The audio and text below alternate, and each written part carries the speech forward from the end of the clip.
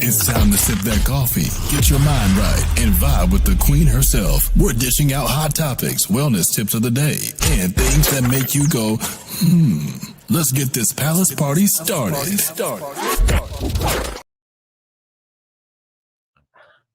All right, all right. Welcome, everybody. Welcome to today's live segment. We are talking all things Nolan Wells, and the independent autopsy results have preliminary. Let me say that the autopsy results have been shared. Whew, Nolan's body has gone through some stuff. Um, as it relates to trying to get down to the matter at heart. What the heck happened to Nolan Wells? And this, the independent, thank you, Linda Gamble, the independent preliminary results actually leave me with more questions now than I've ever had before regarding this case. And is it's not as cut and dry as the friends, as law enforcement officials in Mississippi would like us to believe. Let's just what we're going to do is we're just going to jump right in. And before we jump right in, let me share some of my personal thoughts. And this is kind of the flow of the show. We're going to be moving very quickly. I'm going to share a few thoughts. And then I am going to pull up pieces, excuse me.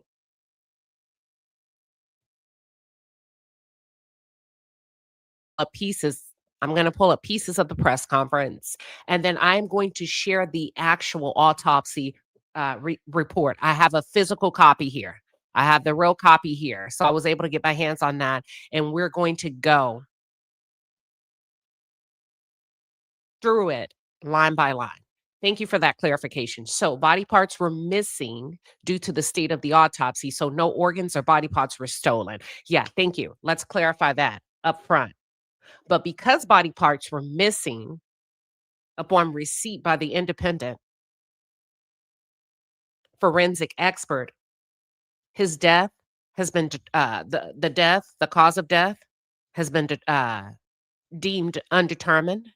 The manner of death, the state of death, or has been deemed undetermined. It's pending investigation.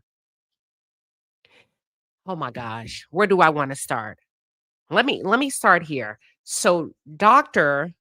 Roger Mitchell performed the independent autopsy. And I think it's important to give him his due diligence and just to give you a little bit of background about who this physician is. I do believe he has 2 decades of experience. He's board certified. He is a board certified forensic pathologist. He's the president of the Medical Association.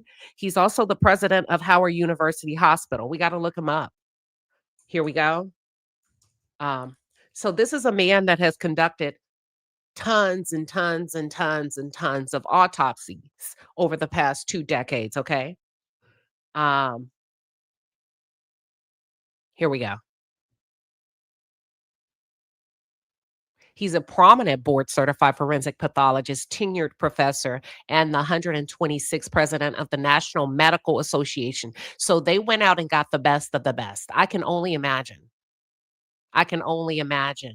The cost associated with this. And Colin Kopernik, I hope Kopernik actually covered the cost of the independent autopsy. Now, I have questions because the body arrived upon receipt. The stomach was missing, the throat was missing, and the lungs were missing, which impeded Dr. Mitchell's ability to tell if Nolan actually drowned, if there were water in the lungs, how long he was in the water, and so on and so forth.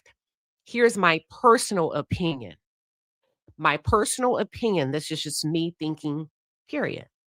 I question if the medical examiner from Mississippi, if you intentionally withheld those organs to impede a thorough independent investigation. Those are my personal thoughts.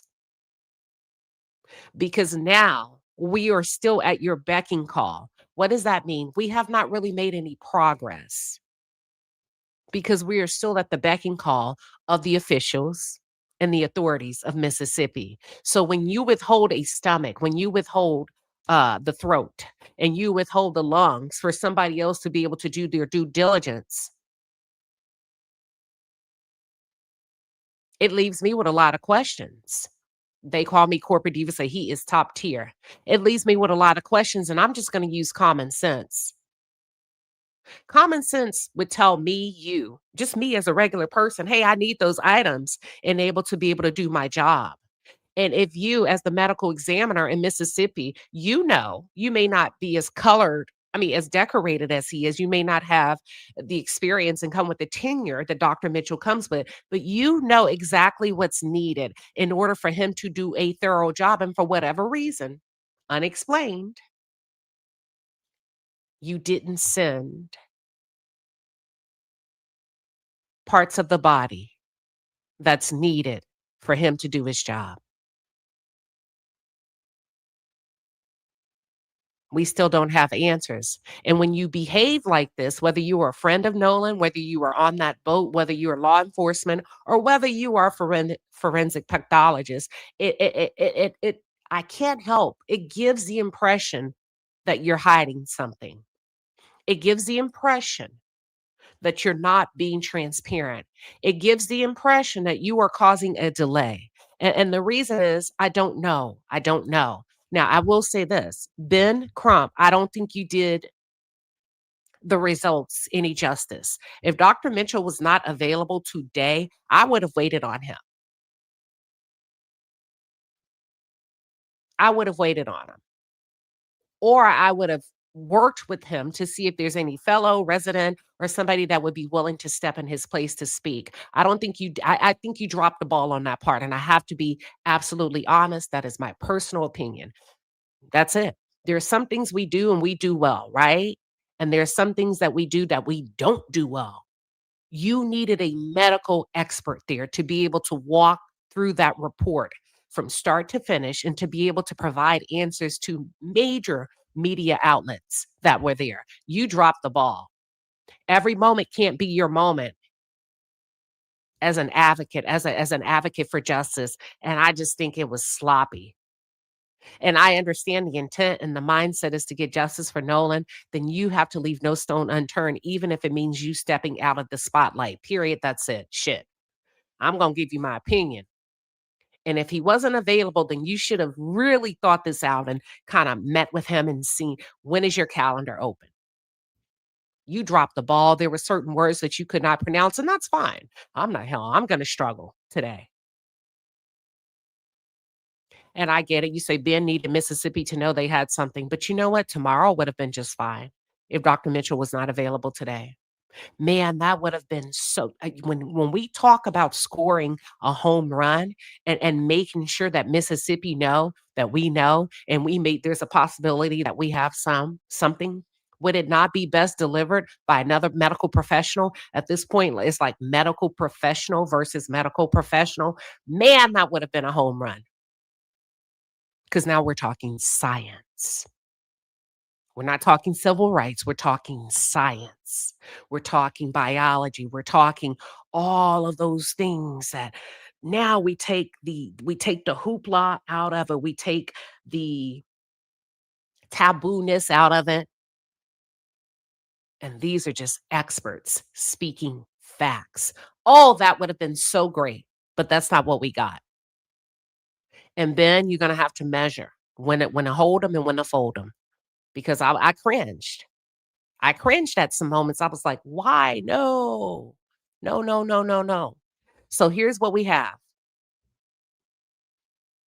thus far. Give me 1 second. All right. And then we're going to play clips or snippets from the press conference today. Give me 1 second. All right. So there were organs missing from the body. Okay. Now, according to the independent autopsy report, Dr. Mitchell reported that Nolan's throat, stomach, and lungs were missing. But I would like to focus on the neck structures. And The neck structures were missing when the body was received.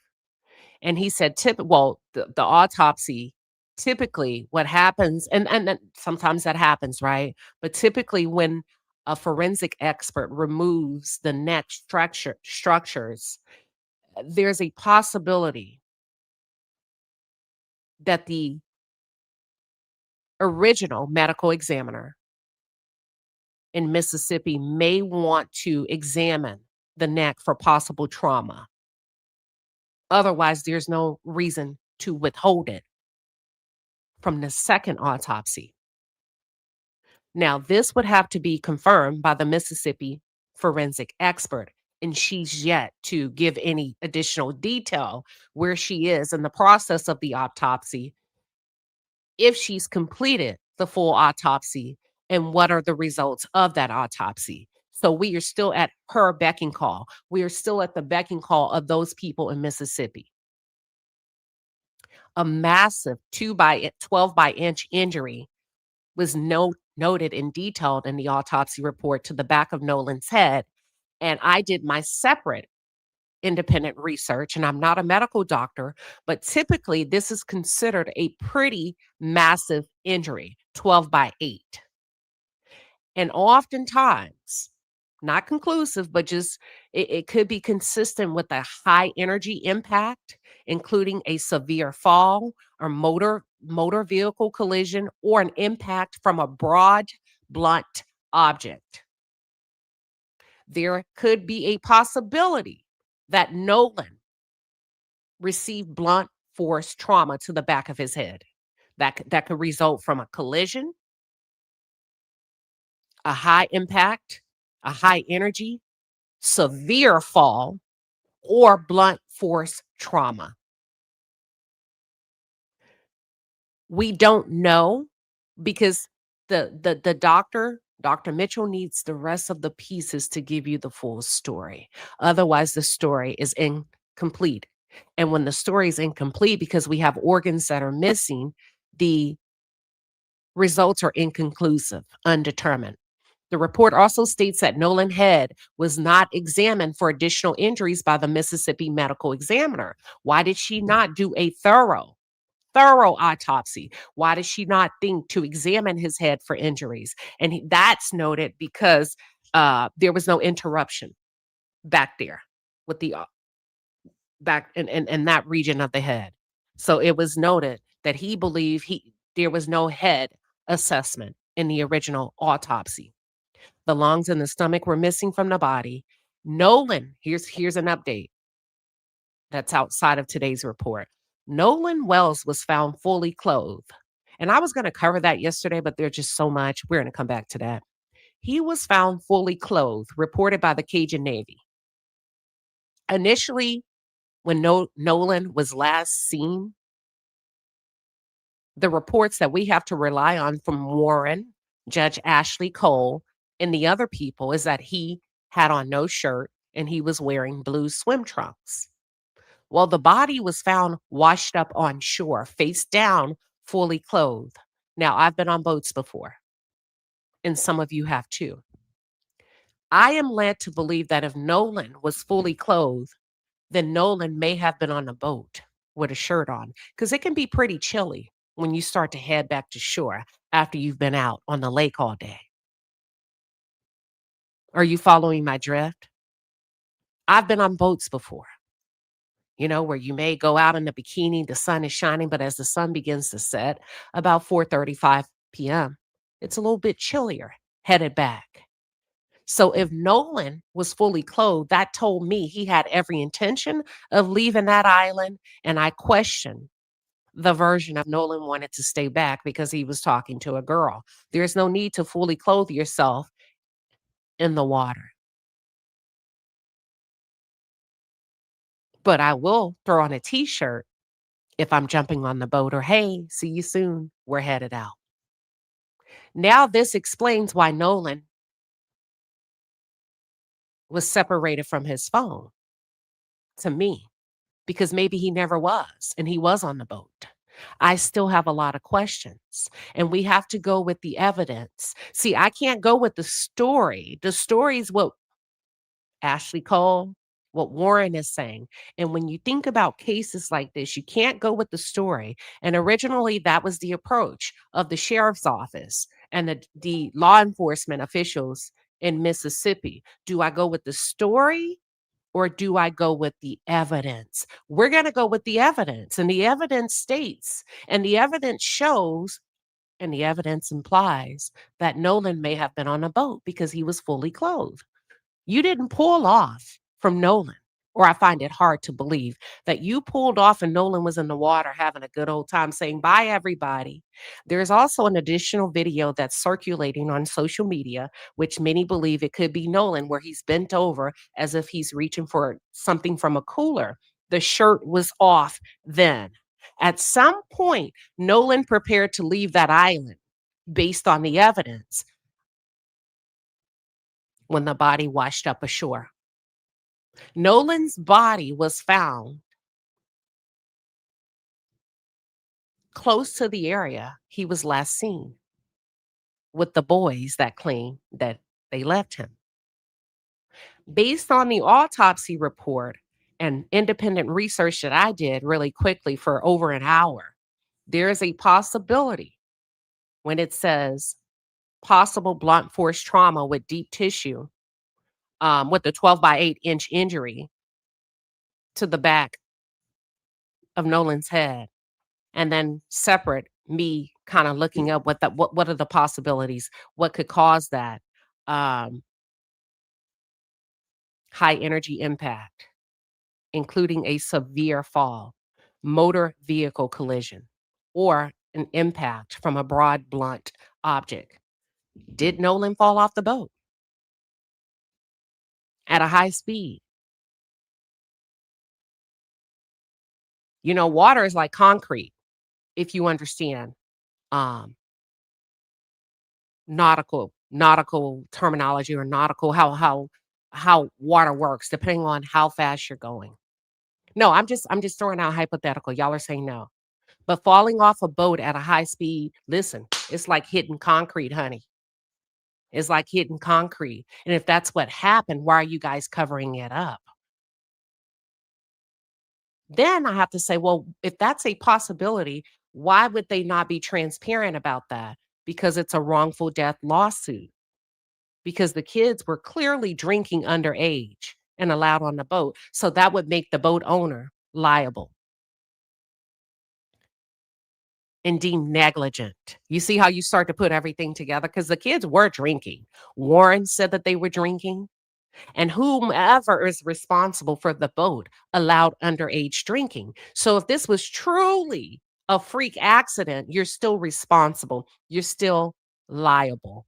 But the problem is we don't get the full story. And even after death, there's the body saying, however he hit that water or however an impact was made, it was made from behind. So some of you believe that they did something to Nolan. If so, he was hit with blunt force trauma from behind, or he fell backwards and hit his head.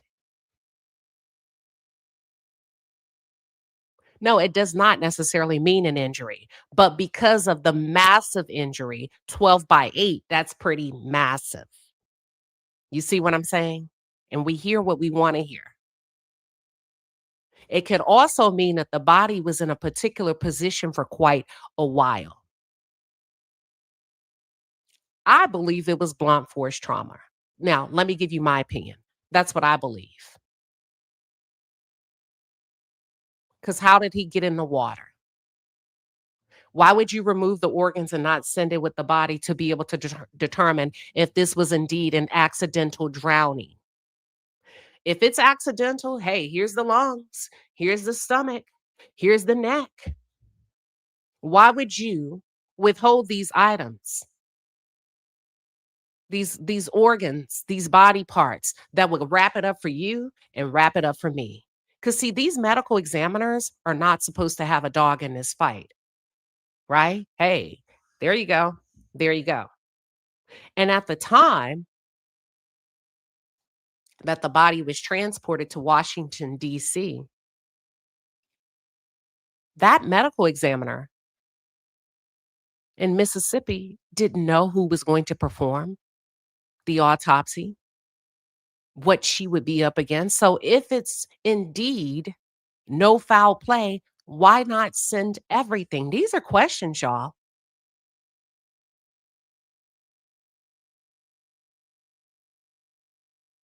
And Miss Joy said, how did his body become so decomposed from MS to DC? Maybe it wasn't stored properly. Maybe it wasn't treated properly throughout transport. There was a social media video going around where they were saying the body was disrespected. Those two girls. A part of that is not storing the body at the proper temperature to preserve whatever evidence is there to be able to tell a full story.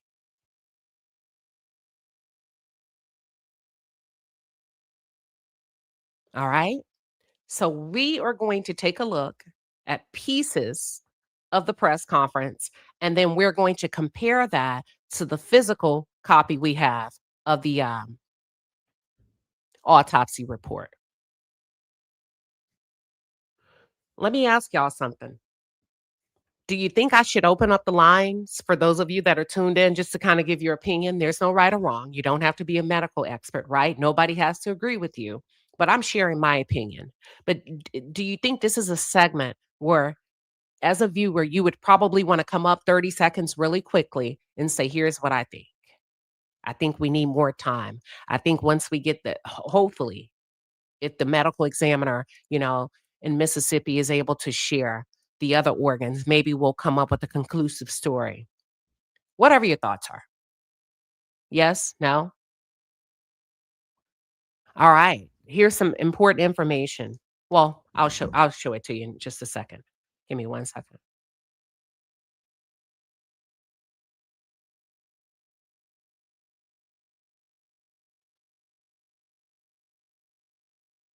All right, here we go. I'm going to skip through big pieces of this and just cover highlights of the press conference. Here we go. Give me 1 second.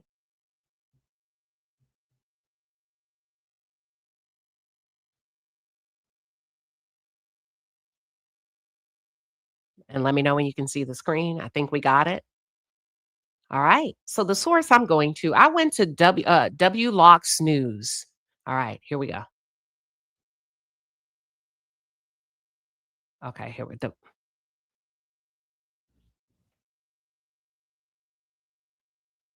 And this is significant. Focal area of red discoloration in the soft tissue of the back of the head, the occipital region. He said the etiology is unknown at this time. He said the body was received after the initial autopsy. He said the body had marked decompensation. He said corona incision of the scalp, brain removal, Y-shaped incision of the anterior torso, and he talked about the organs being removed, as is common, accompanied in the body cavity. And that when you have an autopsy, the organs are removed from the body and they are dissected and examined. And then they are put back in a bag within inside the body. So when they're buried, their remains will all be with them. But in this occasion, if there's going to be a second autopsy, then the organs are put in the body cavity so the second pathologist could be able to examine the organs as well.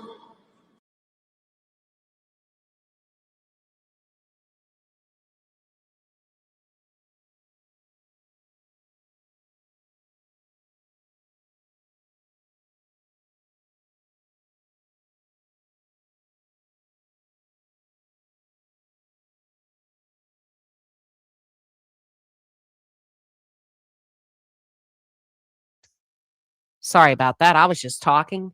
Okay.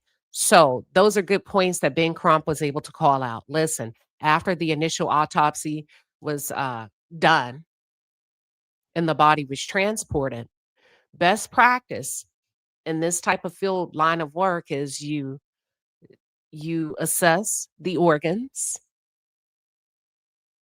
you make your conclusions. Let's do a mic check. Y'all are saying you can't mic check. People are saying they can't hear me.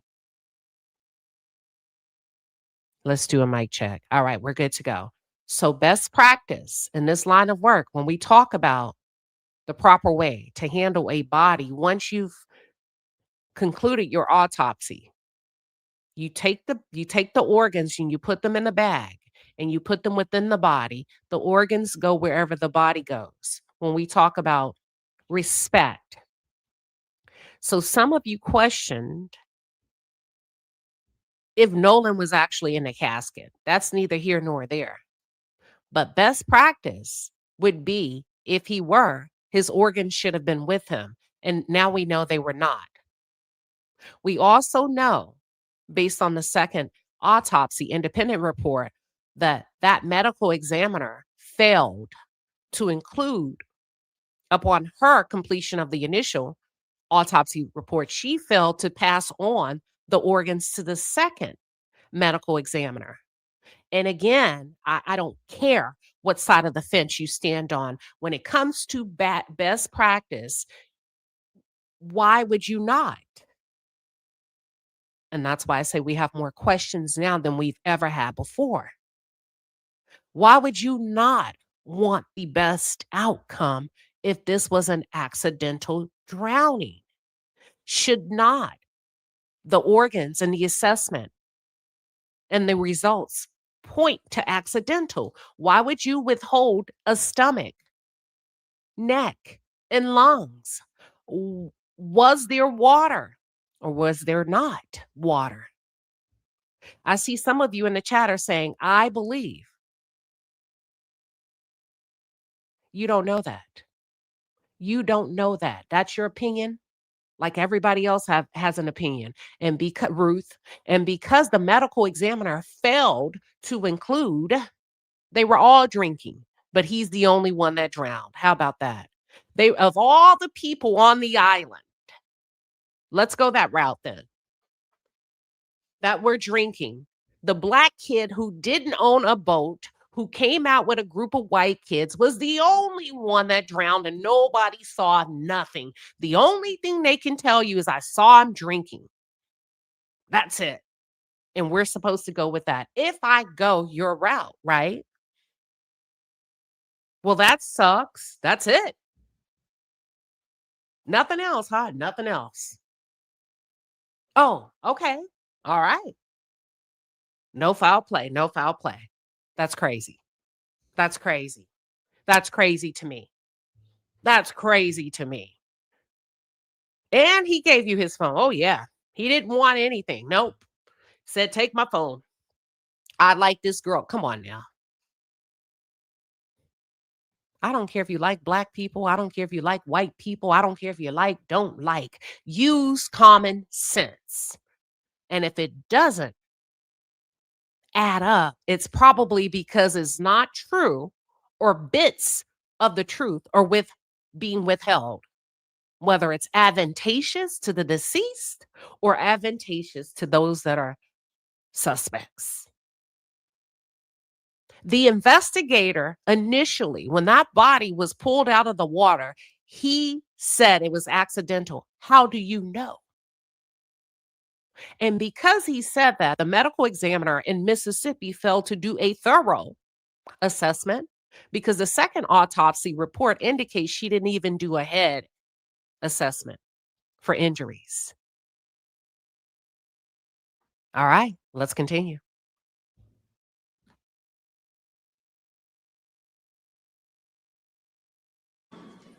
Very significant for Dr.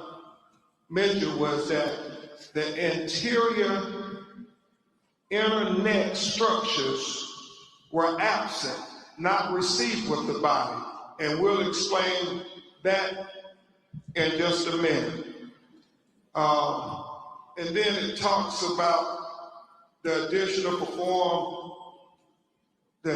procedures performed during the second autopsy, and we'll go into the paragraphs on that there. I want to hit a point really quickly on, he said the inner neck structures were missing from the body, right? And when we think about the possibility of blunt force trauma to the head based on the massive injury of 12 by 8 inches, that's pretty large, right? For a kid that's just drunk and in the water, chilling, flirting with a girl. How do we get to the possibility of blunt force trauma back there? But here's the thing. So I said there could have been, I don't know, maybe he fell off the boat. But if nobody's willing to tell the truth, there's still a huge question mark, right? Or some people report they were fighting. Okay, that could be a possibility, that there was a scuffle and somebody grabbed him from behind. I don't know. Somebody hit him. Maybe the boys did get into, but then no, because then Nolan would have a shirt off, right? If he was in the water and they were arguing. So that still leads me back to a boat. That boat, somebody's boat. Let's continue. He explains it better in his narrative. So where's the first page of the discussion? Not the diagram yet. Diagram, okay.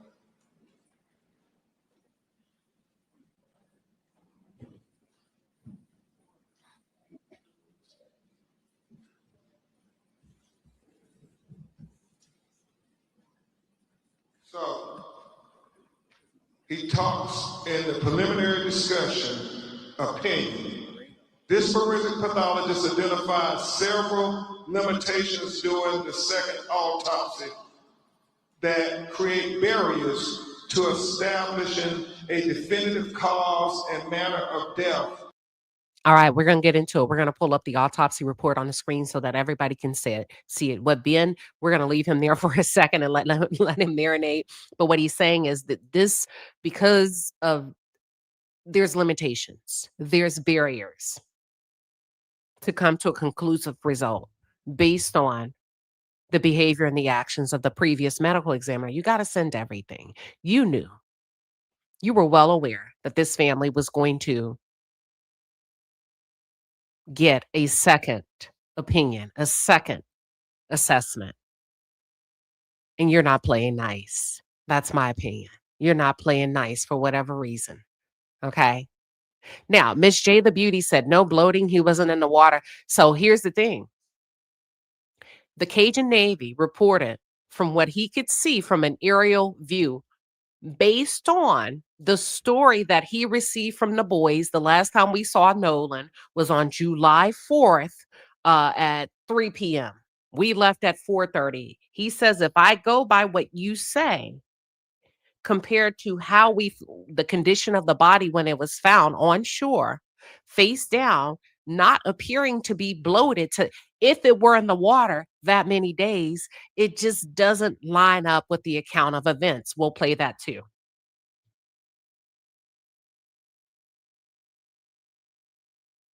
Yes, that is the preliminary finding, but that medical examiner, Dr. Roger Mitchell, can't go any further until the medical examiner from Mississippi, listen to this, send him the rest of the organs. Now, my grandmother, I'm gonna go by what my grandmother say. I'm a Southern girl. And my grandmother used to say, if they was gonna do it, they would have done it. If they was gonna do it, they would have done it. If I wanted you to have the organs, you would have had the organs. And I'll leave that there. If they was going to do it, they would have done it. So now I have to beg and plead and play nice and cower down and hope that you would work with me so that I can finish my autopsy.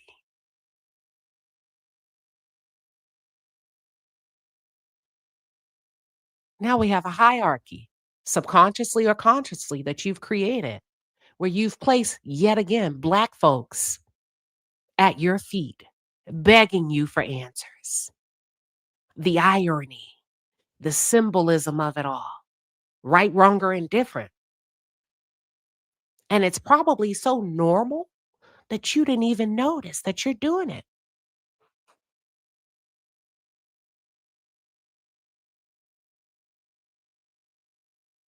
Hmm. They're still at your beck and call. They still have to rely on you, Mississippi law enforcement, Mississippi forensic office, for answers. Mississippi, quote unquote, the boys that were in the boat, Nolan's friends. You all have the power. You all have the prominent pieces on the chessboard, and everybody else is at your beck and call. And had it not been for a mother's instinct, you would have wrapped this up on July 6th. You would have wrapped this up. He said it was accidental. They hadn't even cut him open. They hadn't even placed his body on the gurney yet. And you said accidental.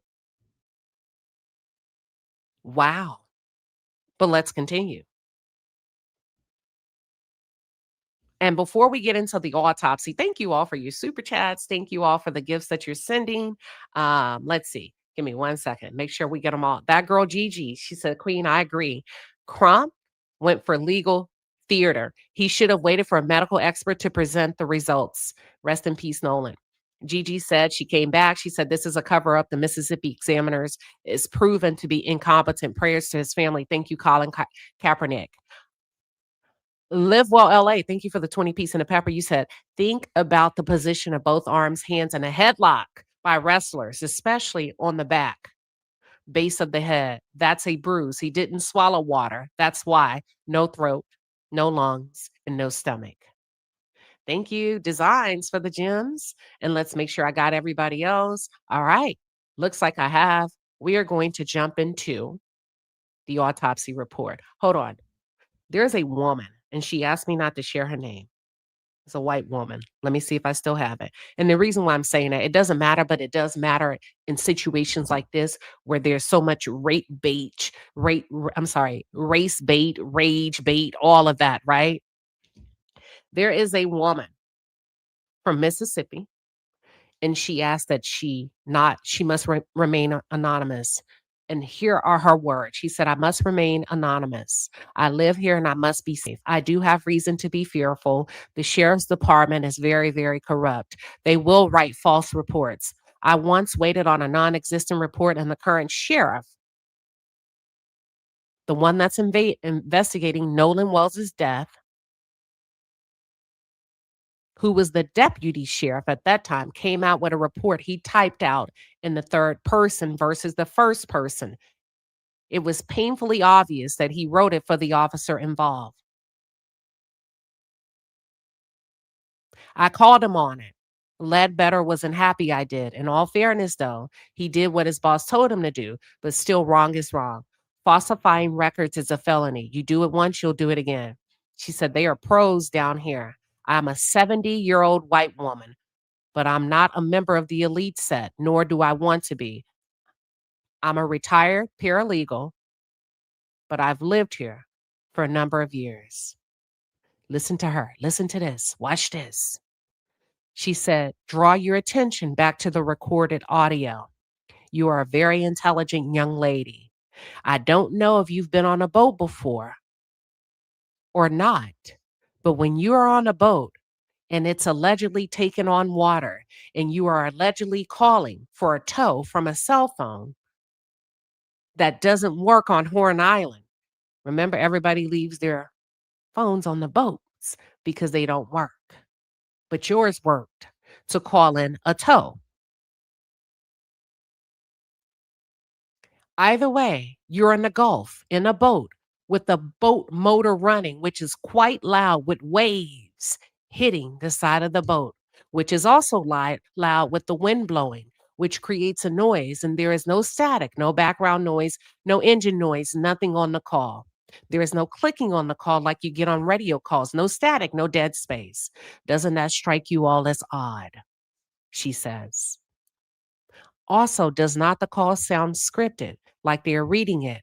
I do not believe that call is real. She's saying, go back, listen to the audio. You're not going to hear any water slamming the boat. You're not going to hear any wind. You're not going to hear any motor. No, nothing. Now we got to go back. And that's a woman that lives in the community with these people that's saying, hey, these people are not on the up and up. Just want to draw that to your attention. And if you go back and listen to the audio call, there is a sign. There is your sign. Here we go. She's absolutely right. But I would not have thought to listen for the waves, to listen for the motor of the boat running. All right. Here's the physical copy.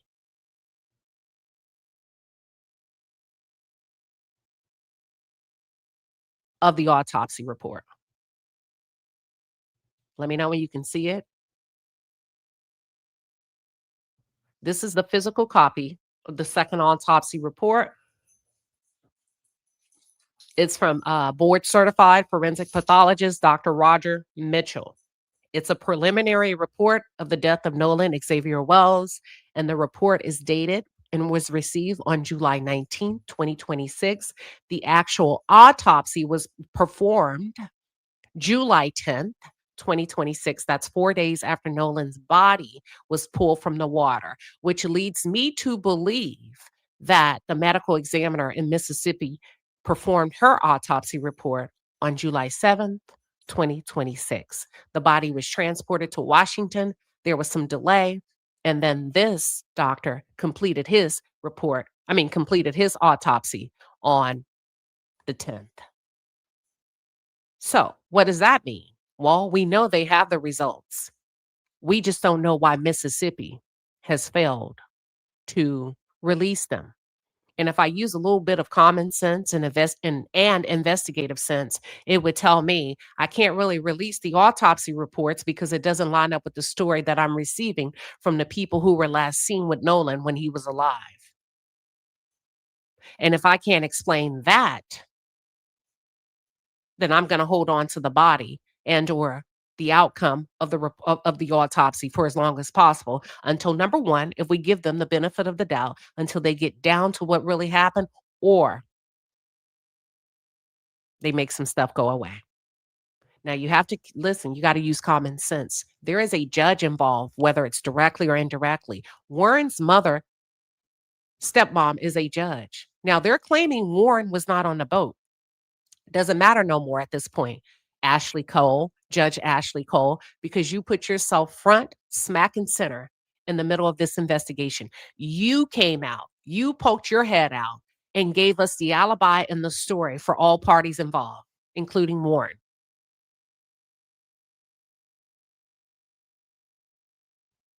I want to make that very clear.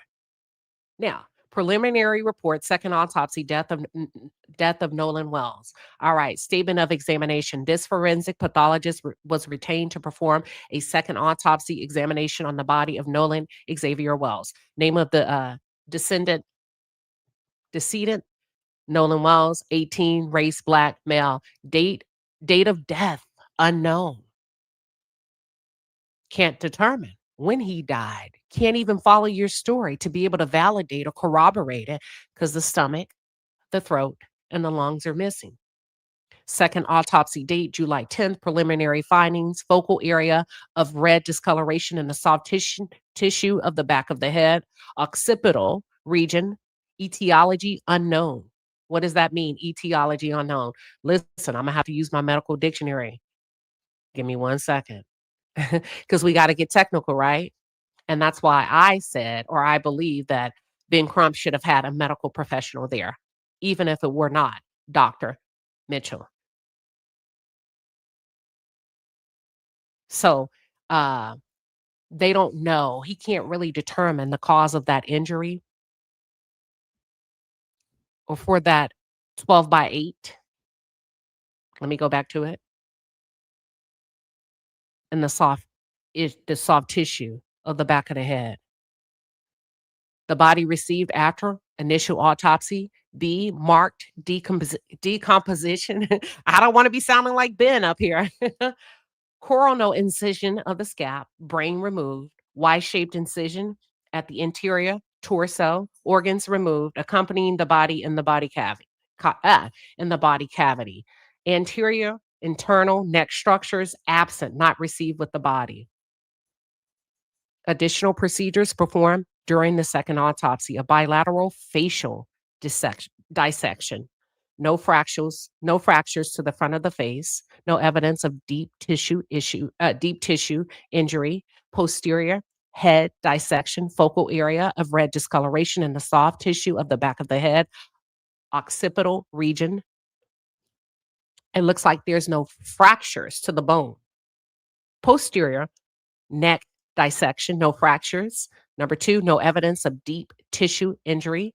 D, rib exposure dissection, no fractures, no evidence of deep tissue injury. Pelvic dissection, no fractures, no evidence of deep tissue injury. Subcuta, I'm gonna come back. And deep soft tissue dissection of the back, buttocks, and arms and legs, no evidence of deep tissue injury. Remote healed scars, left ankle. Histology submitted, toxicology not performed. Preliminary discussion opinion.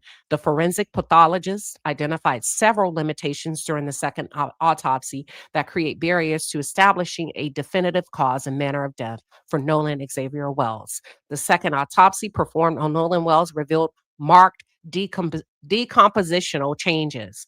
Marked decomposition can obscure the presence or absence of bruising on the skin surface, especially during a second autopsy examination. For these reasons, additional dissection procedures not performed during the first autopsy examination were performed to rule out potential blunt force injuries responsible for the death.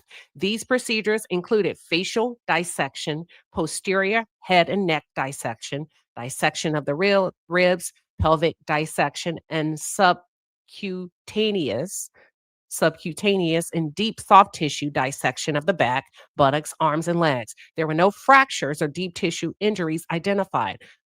You got it? We try to be fair over here. He cut the body open. And he said, according to the second independent autopsy,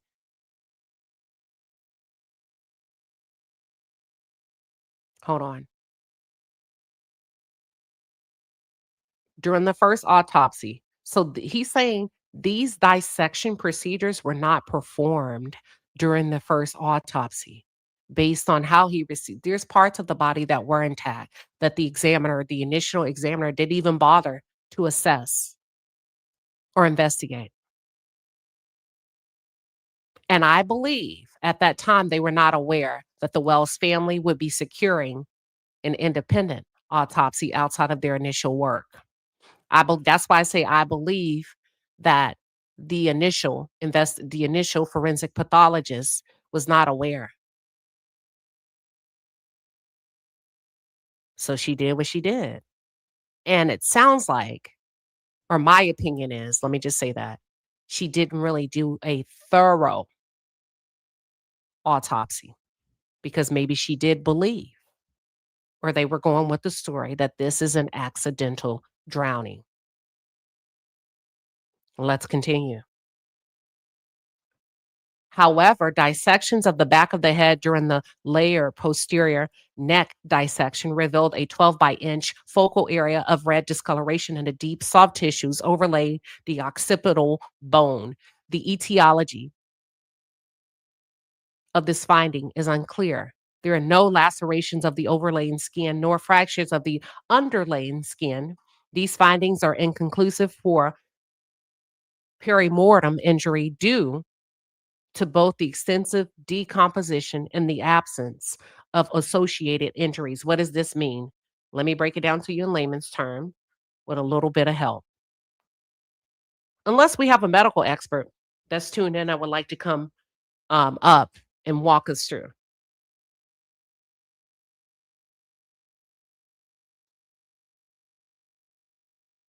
Okay. All right. So what this means is Um, you have vitality versus postmortem. In fresh tissue, doctors look for cellular and inflammatory reactions like hemorrhaging to prove an injury happened while the person was alive. But decomposition masking, that's where the body has extensive decomposition and it destroys these delicate cellular structures, and it makes it difficult to distinguish a peri-mortem injury from a post-mortem or standard liver mortis. That's blood pooling. Okay, let's go back. So what does that mean?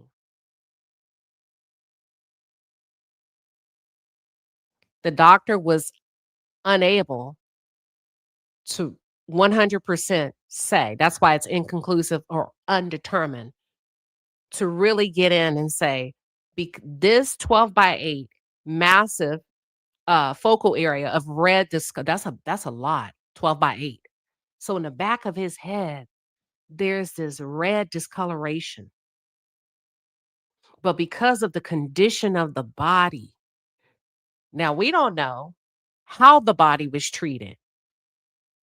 We don't know if the body was purposely stored at the wrong temperature. We don't know what temperature the body was stored at. We do know that there's 2 individuals who claim that the body was mistreated while transporting. But the doctor said, when I got it, it was such in bad shape. I can't tell you 100% sure if it's from a fall, if it's because of liver mortis, blood pooling. I can't tell you if it's because of blunt force trauma, but that's a pretty large, massive area to have that type of red discoloration in a deep, soft tissue.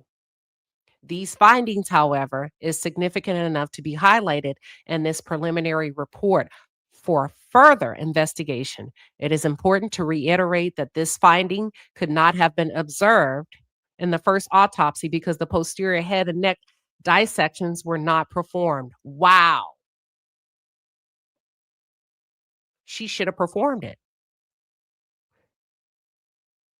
She did not perform a posterior head and neck dissection. Another limitation faced by this forensic pathologist was the absence of the interior internal neck structure. The tracheal and larynx cartilages, thyroid horn, and hyoid bone were not received with the body. Why would you not? Does that mean it is assumed that the initial pathologist retained these structures for additional evaluation. The retention of the interior neck structures during an initial autopsy is common for forensic pathology practice. So he's saying, he's giving her the benefit of the doubt, best practice being very politically correct. He's saying basically the only reason she would keep this and not send the trachea, larynal, larcenate, y'all know what I'm trying to say. The thyroid horn, hyoid bone, and all of that. The only reason she wouldn't send it is because she's probably examining or retaining for additional evaluation to make sure that this was not accidental. And maybe the medical examiner in Mississippi has notated some things that are not consistent with the story that the boys are telling. And could that be a reason that the DA is now involved and they're considering approaching the grand jury? I don't know, but I'm kind of putting it all here for you to take what you need. Nevertheless, a posterior neck dissection performed without review of the anterior neck structure is incomplete. Therefore, this pathologist cannot rule out injury to the neck as a contributor or cause of death. So there could have been an asphyxiation. There could have been anything. But he said, I need one. I need them both. I need both pieces to tell you I can't tell you that there was no injury to Nolan's neck because I don't have the neck. The neck was not included with the body.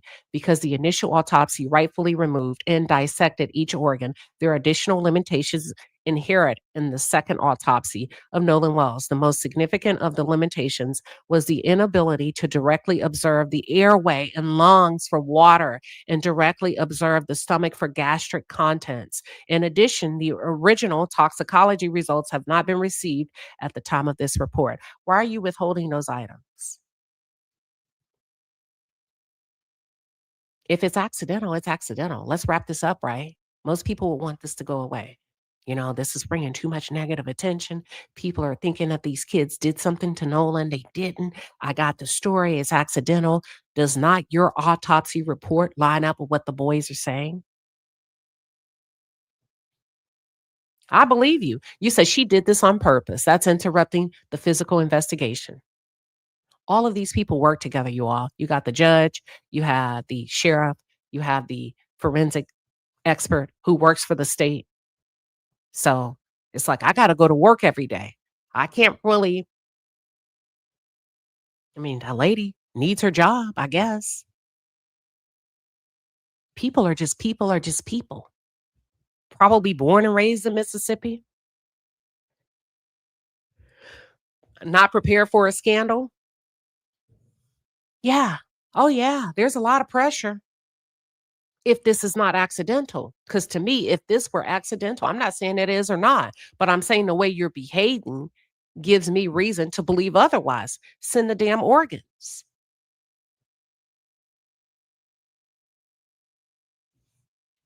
Okay. Let's continue.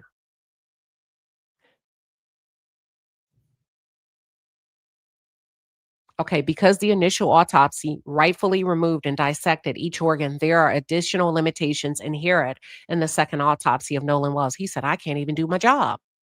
She took the organs and didn't return all of them. So he was not able to directly observe the airway and lungs for water to say, yes, he died, he drowned. Only the Mississippi people know that. And they've yet to say a word. And as a matter of fact, the mom says she didn't get a call. The only reason why contact was made with her is because she had to initiate it. The sheriff's office put her on ice after Nolan's body was found. She had to initiate communication. She had to reach out, a grieving mother, only for him to say nothing new, nothing yet. But you're about to close out my child's case before his body could arrive to the morgue as an accidental drowning. Lastly, in cases where a death has occurred in or around a body of water with suspicion of drowning, it's important to confirm how the person entered the water. We know he was in the water. The question is, how did he get there? With a shirt on, fully clothed. He just waded in the water with his clothes on when he had them off at first. This information is especially important for those deaths of persons who can swim, as in the case with Nolan Wells. At the time of this report, the forensic pathologist does not know the condition of Nolan Wells, i.e., conscious or unconscious, forced or unforced. One thing I do know is Nolan spent a lot of time around huge bodies of water. I was able to peruse his social media on my own, turning off the music, the words, not looking at anything. I like to look at the bigger picture with no outside interference. And I said, this boy loves the water. He's always at the beach. He's always fishing. He's very comfortable around water, drinking or not drinking. They all drink. They all are comfortable around water, but he's the only one that mysteriously was washed ashore. Now, if they all engage in the same activities on a weekly basis, monthly basis, they go and they drink and they have a good time, how come his death is unaccounted for? That's it. That's all. Let's not act like, oh, he was out there drinking it. They all were. But yet he was found fully clothed in a body of water where he was last seen. His phone was taken. He decided, if we go with their story, to part ways because he was so in love with a girl named Katie. He lost his mind when he saw Katie. So much so, take my money, take my wallet, take my keys, take my phone. I'm staying here with Katie. Y'all quit playing with me. Quit playing with me.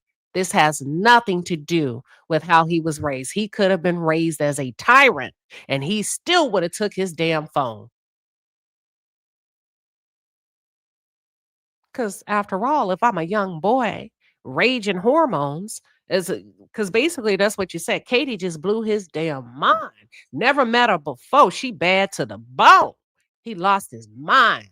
Queen Shiba. We had to yell at him, convince the boy to get on the boat. That boy saw this girl. And listen, not only that, he was so enamored with her because he's never met her before, right? Never had any interaction, according to the friends, with Katie before. Would not you need Katie's Instagram? Would not you need Katie's phone number? So that, listen, so wouldn't he need his phone to exchange information with Miss Katie? Because how else am I going to see you again? Mm, okay. But that's your story and you're sticking to it.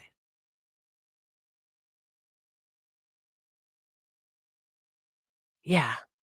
How did he get in the water?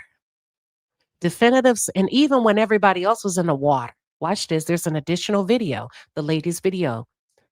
Even when everybody else was in the water, Nolan wasn't. He was on the boat.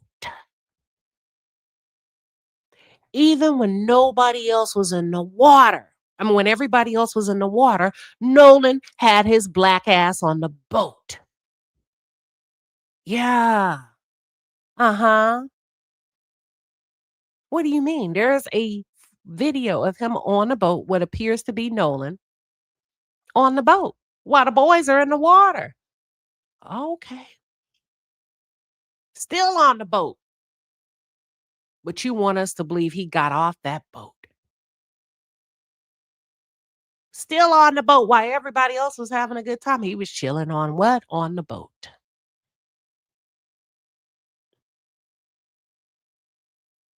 Yeah. Okay. All right. So, how did he get in the water to be able to wash up on shore? That's the $1 million question. Will we know? I don't know. Does the evidence point to that? I'm not listening to the story. I'm going to listen to the evidence. The evidence said further investigation is needed. And also, it seems like the Cajun Navy felt like y'all are playing with them. The Cajun Navy is saying a lot to y'all without being too upfront and in your face. The Cajun Navy is basically saying the shit don't add up. Don't add up. I don't know about that drowning stuff. No swelling. The boy's body mass was still the same. The boy was still thin. No, from their view, didn't look like the body took in a lot of water. If your story is true, July 4th, 2 days. Yeah, you would be bloated. If this was an accidental drowning, you would have some type of something. Nothing. Was he conscious? Was he unconscious when he went into the water?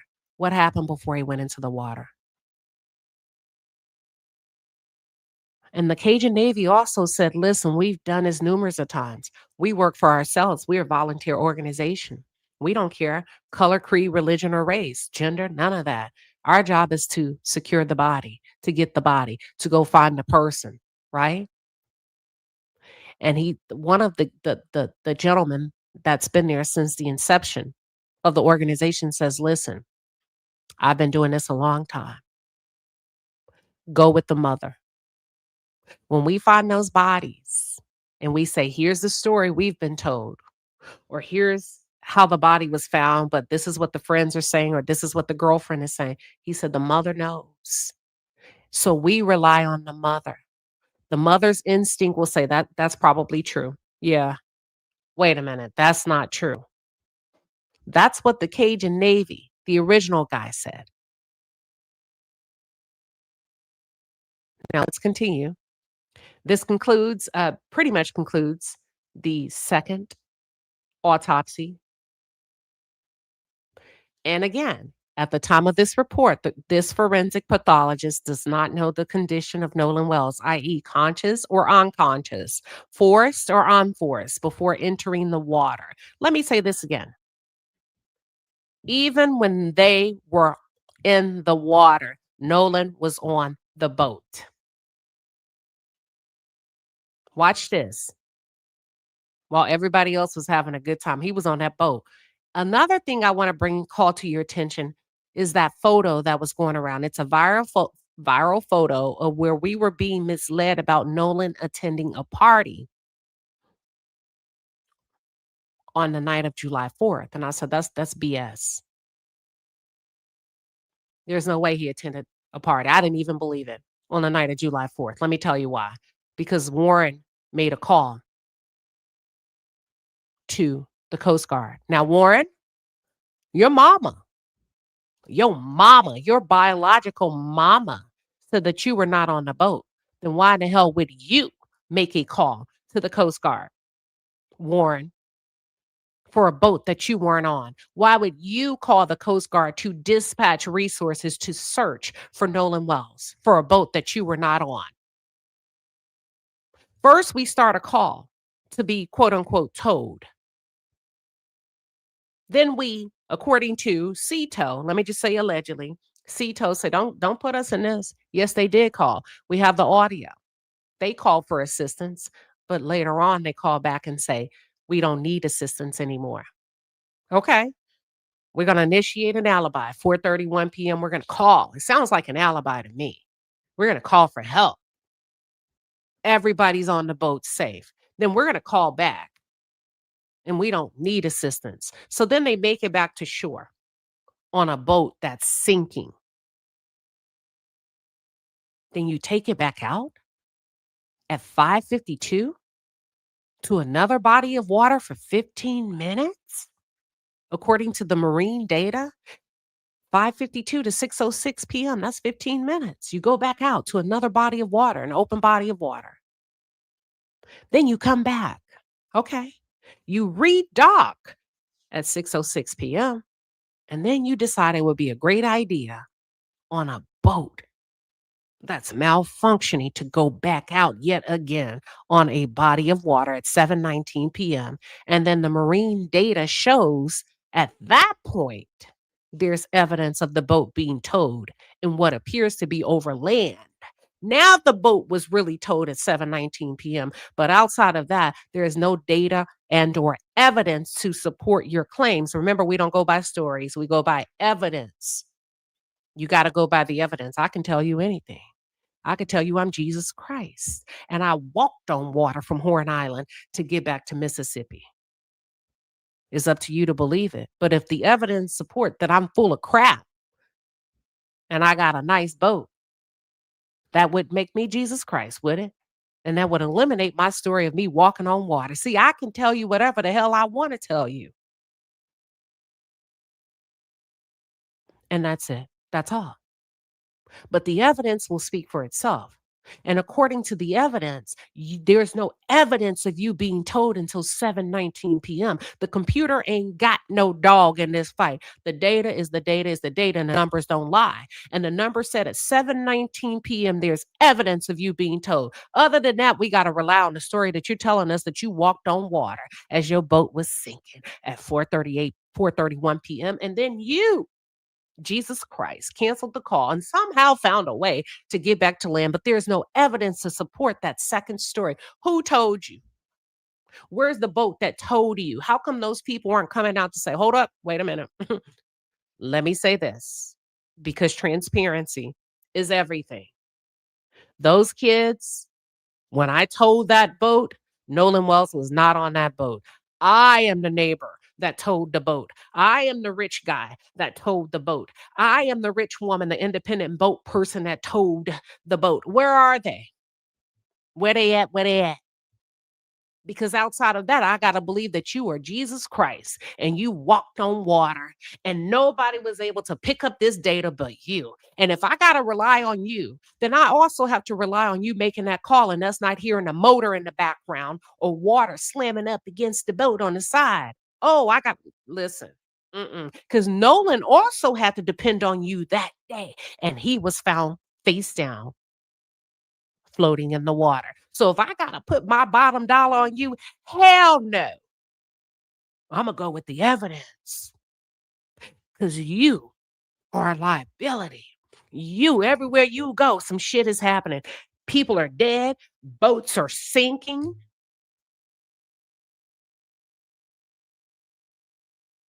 Innocent parties are being brought into the equation. Katie caught a stray. Nolan caught a stray. Phones are being withheld. Oh, yeah, no, I ain't gonna go with what you gotta say. Mm-mm-mm. And if it is a freak accident, you were still bad luck. Nah, the marine data, I told y'all, we do this.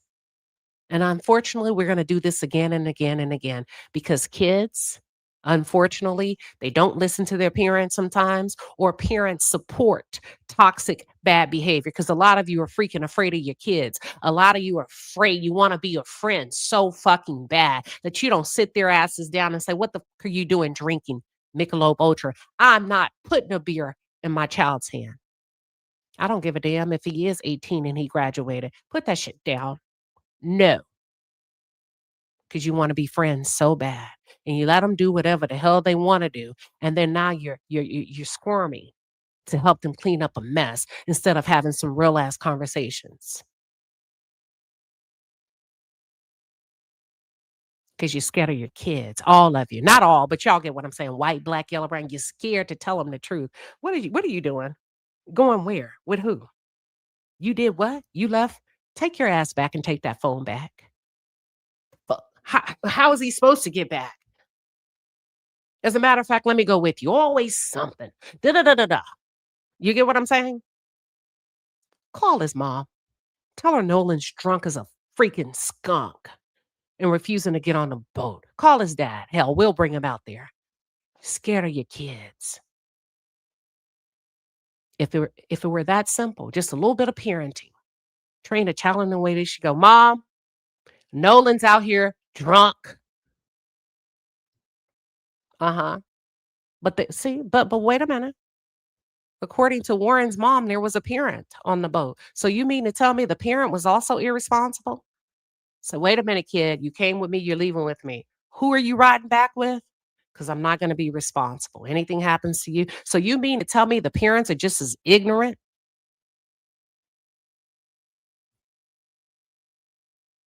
Nobody wants to be an adult. Nobody wants to grow up.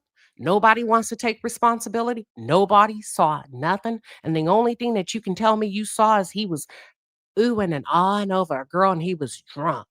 That's all you remember, but nothing else, huh? Okay. All right. And he was so infatuated with this girl, he didn't even want to get her number. He just wanted to be the notebook. I just want to see you and fantasize about you and not get your number. And man,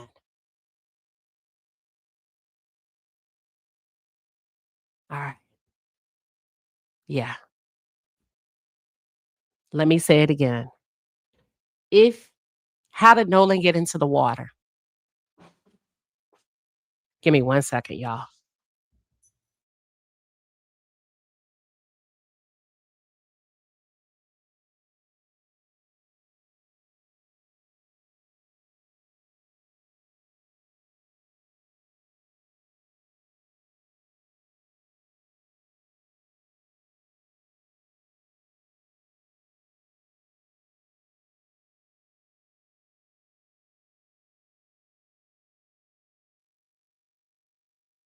Yeah, how did he get in the water? Fully clothed. Fully clothed. When somebody's at a lake, at the beach, and they start to put on their clothes and their shoes, they're preparing to leave, not stay. The organs are missing. I told you the organs were missing. The stomach, the neck, the lungs. Those are organs. Oh, how challenging it is sometimes to do content. Your skin is an organ. Oh, how challenging it is sometimes.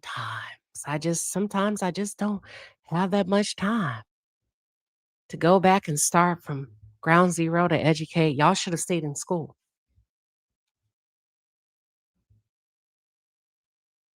So, how did he get in the water? When you start to put on your clothes on a cruise ship and you've been laying out all day, you're about to head out. Not stay. You heading out. Well, I guess I'm gonna go ahead and let me head on out. Shit, it's time to go. Put my shirt on, it's gonna be a little cool ride on the boat. I want you to go back and look at a photo real quick. That photo that was circulating on the night, or they wanted us to believe that Nolan attended a party on the night of July 4th, which is hogwash, right? Hogwash. I knew it wasn't true because you made a call to the Coast Guard. Now, here's the problem with you, Mississippi. It's starting to look like everybody's in on it because the Coast Guard initially denied cover up that a call came through. Why would you lie? Nope, we didn't get any call from Warren, the judge's stepson. Nope, nope, nope, nope. Only to have to come back out and correct themselves and tell the truth and say, yes, they did call. That family did call. The family, which family? Warren. Warren that's not on the boat? Why is Warren not on the boat? Why is good old Warren that's not on the boat being the the mastermind of it all? Why is Warren front and center for a guy that's not on the boat? If I were Warren, I would say, keep my damn name out your mouth. I wouldn't on the damn boat. I ain't calling no damn Coast Guard. You call them. I don't know what the hell happened. I wouldn't on the boat. Why is Warren the one that's not on the boat making all of the decisions, making the calls, calling the Coast Guard, calling the mom, calling the sheriffs, his people making a statement? Who is Warren? Now, because we don't know what the hell we talking about, right? So we're just going to have to rely on Law and Order and television shows we've seen because we have no clue what happened. Okay. So let me rely on what I've seen on TV. Typically, the one that's doing the most talking is probably the mastermind, the one that did it. Did what? I don't know because they're not telling us the full story.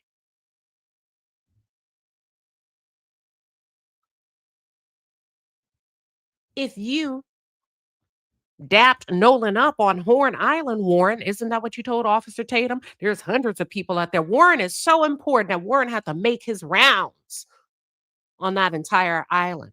Then why in the hell are you making calls to the Coast Guard? Why in the hell are you making calls to the police officer? Why in the hell are you doing interviews? Because you busy, Mr. President.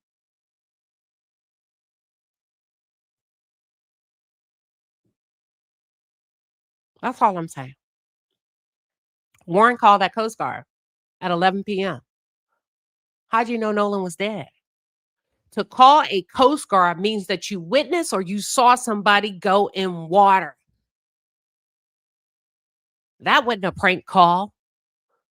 You would have to give specific coordinates, when it happened, around what time, the person went where, overboard. I cruise all the time. We see news stories all the time about somebody going where? Overboard on cruise ships. And when they go overboard, you put out a distress call for assistance of what? The Coast Guard to help with rescue efforts. You call the fucking Coast Guard when you witness somebody do what? Go overboard. So that tells me there's a high probability that Nolan Wells got dressed, left the freaking island, and in one way or the other, you witnessed him go overboard. Otherwise, there would be no freaking reason to call the damn Coast Guard. But you called them 6 hours after you called to be towed. So you called to be towed at 4:31 p.m. You get home at 5:52 p.m. You leave. No, you didn't get home. I don't know what time you got home. You called for tow at 4:31. Sometime you got home. We just don't know what time. You leave the dock at 5:52. You come back to the dock at 6:06. You leave the dock at 7:19 and you take the boat wherever the hell you took the boat. And then 2.5 hours later, that's a lot of freaking activity. You call the Coast Guard, you call the sheriff's office, and then you call Nolan's mom. I need time to get the fucking story together. And if you do the math, it took them 6 hours to get the story together. We're talking 4:30, 5:30, 6, 7, 8, 9, 10, 6.5 hours to get the fucking story together. I got to get the damn boat towed away from here. I got to call sea tow. That's a lot of activity for kids that just want to chill.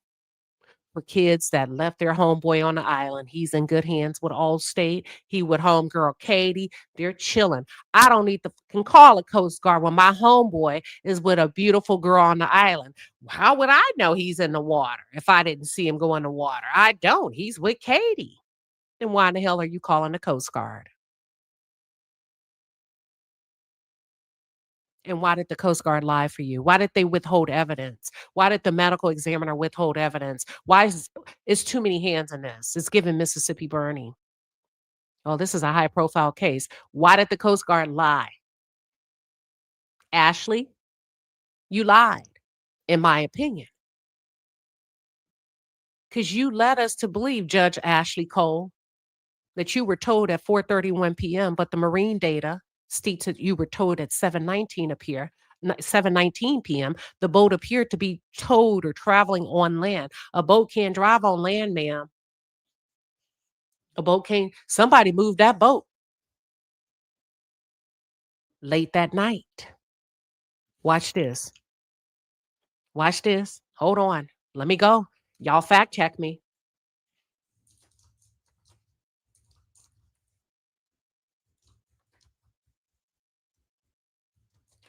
Hold on. Watch this.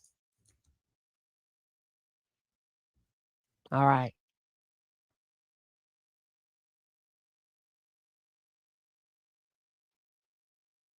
It was getting dark. It was getting dark that day. You had that boat towed right as it was getting dark. The sun set July 4th in Mississippi at 8:11. You waited until it wasn't a lot of light to get that boat towed. Google it. What time did the sun set on July 4th in Mississippi, whatever city they were in? 8:11. So you waited. You didn't have the boat towed at 4 something when you got home or 5 something, 6. You waited.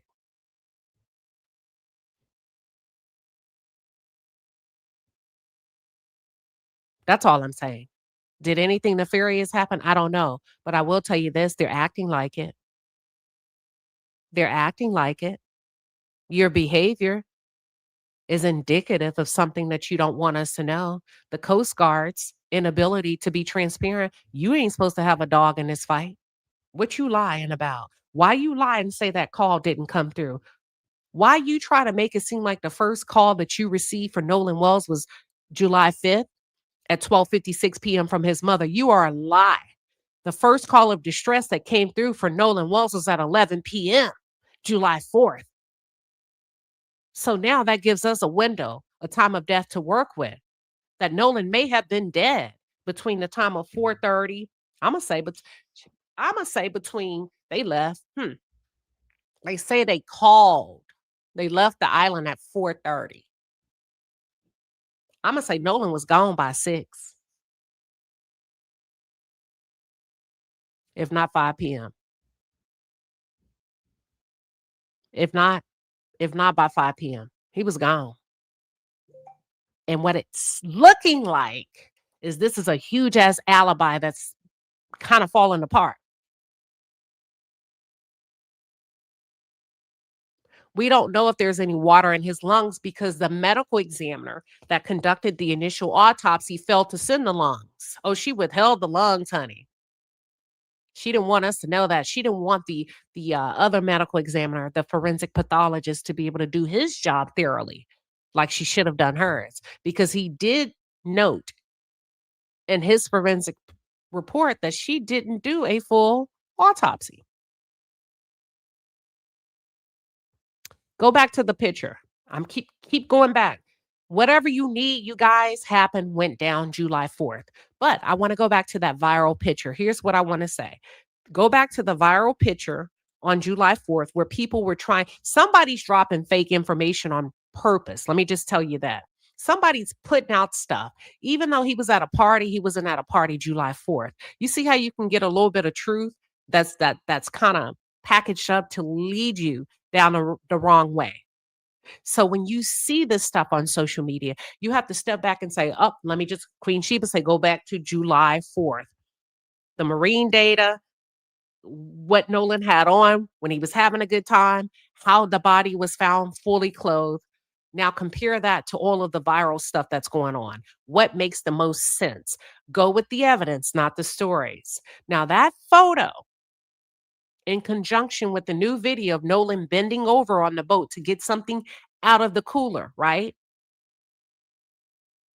Bending over on the boat, even when everybody else is in the water. But if you look at the pool photo, go back. And this is so eerie to me, of the guy with his hand around Nolan's neck. And it's odd that the neck is missing. And that just popped up in my head. You know what? Damn, that photo of the kid grabbing him around the neck. So you're comfortable touching his neck, subconsciously or consciously. Let me pull it up. Let me see if I have that neck photo. I'm not saying that anybody, but now that we're talking about what was missing and what possibly could have happened, wait a minute, there is a photo the week before of a dude that's grabbing him from behind by the neck.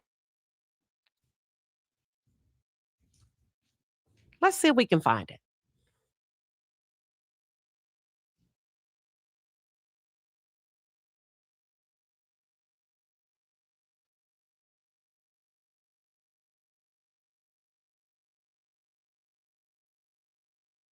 Just go back and look at the photo. I don't have time to bring it up, but y'all get what I'm saying.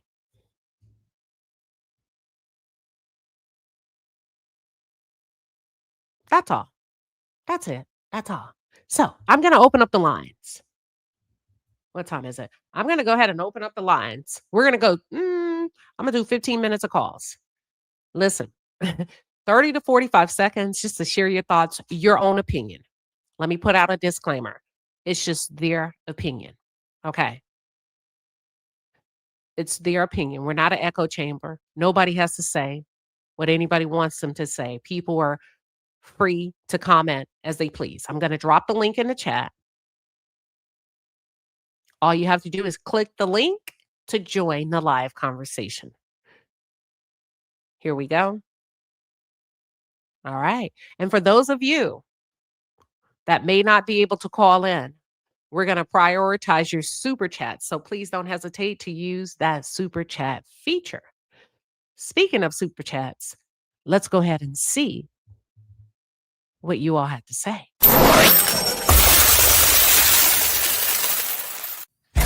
All right, Palace, the Super Chat Squad is in the building. We appreciate you, baby. The Super Chats are fire.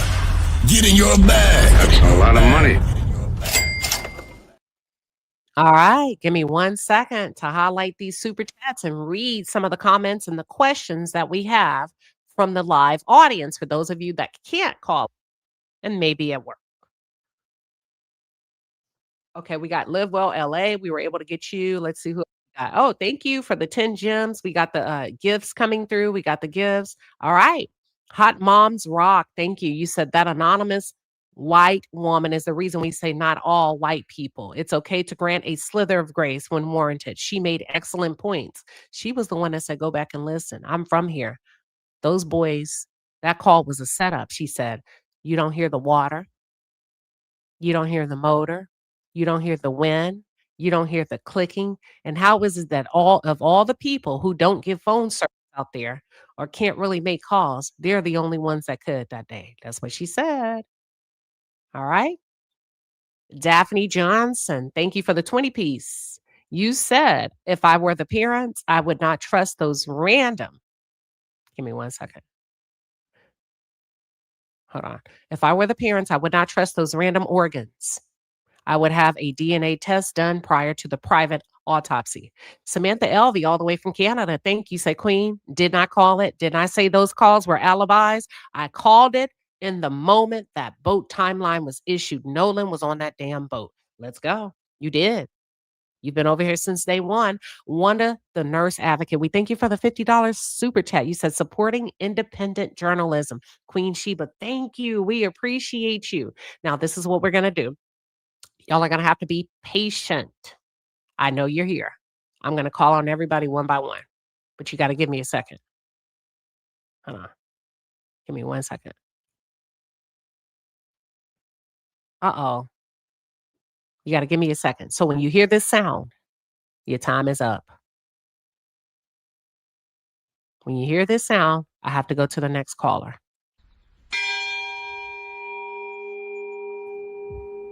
All right. Welcome to the live stream, Cynthia. Welcome. What are your thoughts on today's conversation regarding the results of the independent or the preliminary results of the independent autopsy on Nolan Wells? Hi, Queen. Hi, Palace.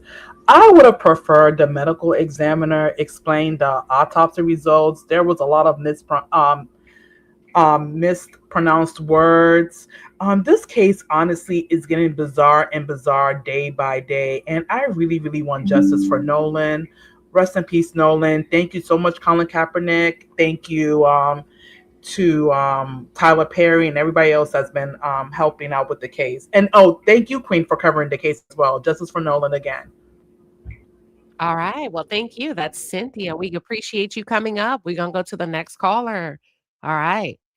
B, 1963, welcome. What are your thoughts? Hey, Queen, I just got a couple questions. If Nolan parents are able to sue because all the organs was not sent to the second autopsy, and if that's the case, where are the organs? Are they the first autopsy? Are they the examiner? Are they supposed to keep those organs, keep them on ice so that they can go back? How does that work? That's all I want to ask. And just thank you for doing a great job. No problem. So really quick, it sounds like based on the language used in the preliminary independent autopsy report that he the way Dr. Roger Mitchell, his findings, he's giving them time. He said, hopefully we'll be able, when I get him, it's just deemed inconclusive, right? Undetermined. So he notated that he needs that. So it's going to be up to the Mississippi medical examiner to send that. Now, after that, I'm not sure if Nolan's parents could file a lawsuit because it sounds like they still have time to send the organs to Dr. Mitchell. The other thing is, you said something about, are they supposed to store the body at a particular temperature to make sure everything gets preserved during transport? That's ideal. That's ideal. Yeah.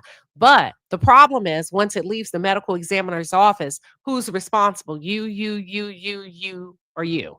Does that make sense? Yes, that makes a lot of sense. That's what I wanted to just see. How does that work? Thank you for answering that question. And thank you for doing a beautiful job. Okay. All right. That's B1963. We appreciate you. Live Well, LA. Welcome. What are your thoughts, Live Well? Hi, thank you so much, Queen, and hey to the palace.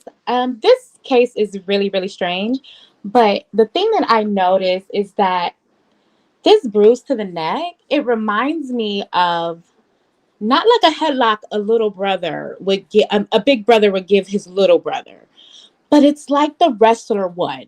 where one arm is behind the head, and then you create like this triangle around the victim's neck. I think, because I remember one of the kids said Nolan was vomiting and he made it back to land. He was vomiting. I think that they probably thought he was okay, did it again, and thought it was a joke until maybe he passed out, and they're all scrambling now to figure out what happened. But I think that injury on the back of his neck, that bruising, is from somebody's forearm, that like bone between your wrist and elbow being pressed against his neck hard enough in the back during a headlock. That's what I think happened to this young man. And I think that's why they kept his trachea and throat from the independent examiner. Just my thoughts. Okay. Thank you. Thank you. You actually gave me a reminder to go ahead and put that on the screen so that everybody can see it. Let me show it really quick. Because I think a visual picture does a little bit more justice than this. So this is what she's, oh, hold on. I thought I had shared my screen. Give me 1 second. Give me 1 second. Here we go. Yep. This is what she's talking about. As you can see right here, the red discoloration, remember I said that's a pretty large area, you guys. That's a little bit above the baseline of the neck. Right there. And the trachea, so the back occipital, the red discoloration, soft tissue. Wow. Okay. That could also be a result of being in a supine position, laying. And we know he wasn't laying in the water, head up. I don't know. Was he injured on the boat and they tried to save him or something? I don't know. You get what I'm saying? Neck, the neck structures right here, the front picture, Nolan Xavier Wells clarification diagram. All of this was missing from his neck. Do y'all see that? And thank you, Live Well, LA. Thank you so much for calling Thank you, that out. Queen. All right. Let's go to Unnatty. Welcome, Unnatty. What are your thoughts on today's conversation? Hey, Queen. I was thinking with his trachea and neck area missing, maybe a strangulation or hanging. And that would cause the blood maybe to flow and bruise in the back of the neck. Hey, Oh, okay. Okay. just Now, my let me ask you thoughts. something. I have to play devil's advocate, right? Mm-hmm. Where would the hanging occur? If you're on Horn Island, you leave at 4:31 p.m. Walk us through Uh, that. let me see. Is it trees? Did did they take him down it? I don't know how the boat is structured. Is it somewhere down inside they could go in the boat instead of being on top where everybody could see him? But it could definitely be strangulation.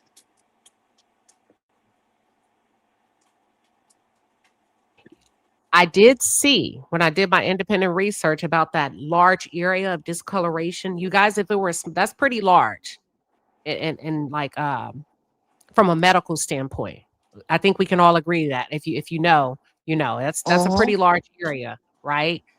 That's like where you kind of want to know. And the Dr.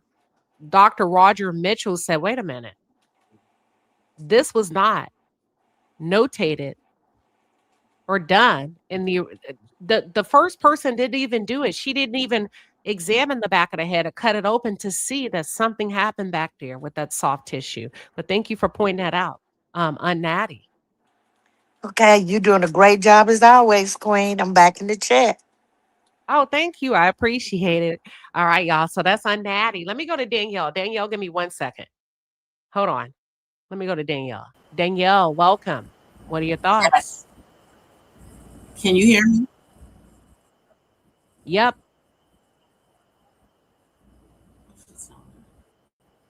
So when y'all come up, don't even matter if I can hear you. Just talk. Go for it, Danielle. Hi, can you hear me?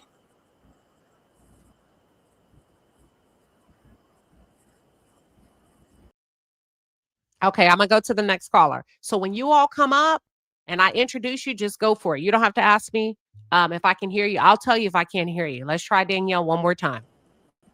Okay, welcome, Danielle. What are your thoughts?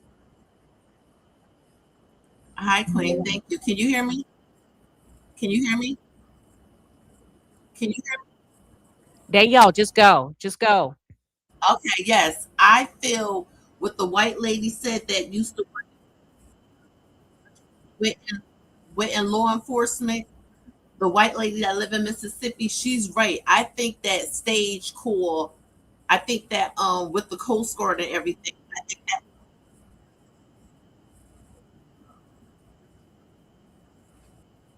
Okay, that's it, Danielle? I think that's it. All right. Thank you. That was short and sweet, Danielle. So I think it's staged. Queen Tosa, welcome. What are your thoughts? I believe that the Coast Guard is involved. I feel like there are connections when we talk about the white people. They have resources, hence the why they had their story planned out, but it did not go as the story was planned because it was a lie. Black people take organ donor up off of your license. If you're ever in a situation, allegedly, they want our organs. Have we ever heard of cannibalism? I mean, it's all out here, people. This was America's 250th anniversary, and these white people decided that it was okay to take out one of our young brothers. Have we not seen the culture and the climate in Texas with Carmelo Anthony and him getting 35 years? And then we had Kyle Rittenhouse to get off. Listen, they are black people, we are under attack. It is time for us to be resourceful. It is time for us to not go along. Don't go nowhere alone with these white people. I got a white daughter. She wanted to go fishing with her white friend. She didn't got into it with this white bee before. Okay? No, we all going fishing. My child ain't going nowhere without me. Can we make parenting cool again? Can we make being in our kids? Can we be their friend? We all on the internet trying to go off and say malicious things to people, but we got issues in our own damn household that we ain't even addressed yet. Black people, it's time to wake up.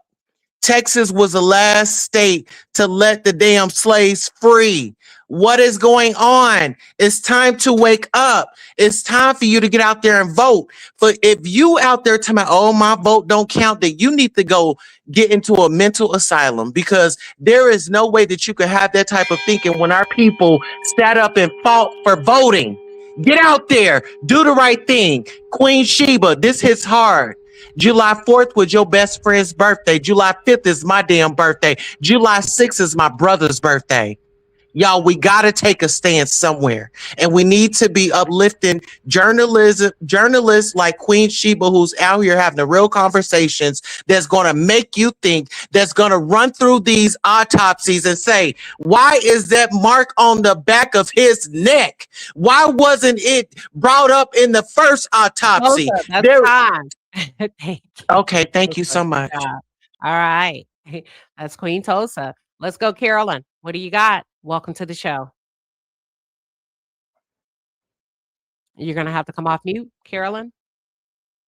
Welcome to the show. Carolyn, what are your thoughts? You're going to have to press your microphone one time. Y'all be ready to go. We move pretty quickly around here. In 5, 4, 3, 2, 1. We're going to go Okay, to the okay. next. Sorry. All right. Can you I hope you guys can hear me. If not, I'll keep going. I just think overall, I just think this is just a very suspicious. I don't know, I think everything is very suspicious. The fact that for the second autopsy, we didn't receive the lungs, we didn't receive the stomach, we didn't receive the neck. Those are primary key factors. I don't know why they weren't delivered. There's no explanation. I mean, maybe there is a maybe tad bit, but I just think it's very suspicious. Another thing too, maybe it could be a freak accident, and I say that because, um, for example, I just think they're trying to detach him from the boat itself as much as possible because regardless of the fact that let's say something did happen, the owner of the boat is still responsible because I'm sure there was alcohol involved. So whoever was the owner of the boat, they probably was the one who set up a idea to, all right, let's just drop the body somewhere. We won't talk about it. So that way they don't receive a big civil lawsuit. Because at the end of the day, whoever owns that boat, no matter if the kids were in that boat, that owner is still responsible. So I just think they're trying to like detach him from that boat and say he was just left behind there. So that's just my thoughts. I just think it's very sad. I do think that especially in the black community, parents should be talking to their kids about certain situations. But yeah, that's my thought. Thank you so much. All right. Just in time for the bell. Let's go to Olea. Y'all, please keep it 30 to 45 seconds. Olea, welcome. What are your It looked thoughts? like the whole thing is off. Olea? Oh, Lordy. Let's go to the next caller. Y'all got to be ready. I'm coming quick. Donna. Welcome, Donna. What are your thoughts, Donna? Hey, Queen. Hey, Palace. But I'm going to tell you, I knew it was a scheme set up by Todd, baby. Because last week I saw an interview on YouTube. It was a young guy interviewing Nolan. And what he said was they had 12 losses in football. And he was steady bigging up his team like, yeah, but we still a good team. We motivate each other, whoop-de-whoop. So Nolan was like the only one getting a scholarship. I think they all was hating on that brother, not just because he was black, but because he was a football star. So he was like the perfect target, out there with them white folks. And then I want to know who took them pictures on the boat. Was it not the boat owner? Was it not the boat owner? Who took them pictures of them on the boat with them four on that boat? I just want to know who took them pictures because that person ain't said nothing. Was they also driving the boat or was they just an extra person on there? But at the end of the day, I really think they was hating on this brother and he just was the perfect target, or he took one of them little white girls from them and they was feeling some type of way. Either way, it's just so bad. It's so bad. And we all need to stand up and make sure Nolan gets his justice because this little kid did not deserve none of that, Queen. And I just feel so bad for the family. But thank you so much for covering everything, and we gonna stay on that ass, okay? All right. That's Donna. Thank you for coming up. Olea, I'm going to give you one more shot. Welcome, Olea. Olea, are you ready? If you're in my studio and your name is Olea, I've come to you twice. I've tried to bring you into the live stream. I'm going to go ahead and kick you out the studio because it seems like you may not be here. Let's go to Status P. Welcome, Status P. What are your thoughts? Hey, what's up? How you doing? Just wanted to add something to the caller that was talking about the location of the injury. There are two kind of chokes in mixed martial arts. I'm curious to know if the white boys were trained in wrestling, judo, or jujitsu. At the base of the neck, that's called a blood choke. The other choke is called an air choke. So a blood choke can knock you out in 3 seconds. So two things here. You apply the blood choke to the base of the neck or to the jugular vein. Again, that'll knock you out in 3 seconds. Also, to deliver a blow to the brain stem where that bruise seems to be near is illegal in professional mixed martial arts for a reason, because it can kill you. So I'm curious to know if any of these dudes were trained in martial arts, and if anybody saw them wrestling. Also, it could be that that they choked him two ways. Maybe they choked him from the front, what's called a rear naked choke, which would explain why they're trying to hide his throat. Just wanted to add that in there. Thank you. Oh, okay. That's very interesting. That's Status P. Everybody in the chat is saying this is really good information. They're saying thank you, caller. Wow, we didn't know that. Let's go to the next caller. Thank you, Status P. Let's go to Danielle. Danielle, have you been up already? Yes. Okay, let me go to the next caller. Let's go to Trey. Hold on. Trey, welcome. What are your thoughts, Trey? Yeah, just quickly, I do believe that we should have waited, honestly, until we had a little bit more information before we let Ben Crump illiterate ass get up there and misread them words and tell us a bunch of stuff that's just going to continue to breed questions that we don't have answers to. I really think they should have let the official come out first and then come back with their, well, what about this? What about that? I also question, I think you did a really good job bringing up the T-shirt. Where is the T-shirt at all? Like, he couldn't have just walked up to the boat and went to go hang with those kids just half dressed. Clearly, he had a T-shirt. What that's at? Is there blood on it? I question who in the hell is buying liquor for 17-year-olds, and why is everybody acting like it's just some free thing that's not important? It is. So yeah, I think we should definitely wait for the arrest, wait for the additional information to come out. Thank you, Queen. No, thank you. Thank you for coming up. Let me try. Thank you, Dutch Trey. Let me go to Aaliyah. Aaliyah, I'm going to give you one more shot. Aaliyah, welcome. What are your thoughts, Aaliyah?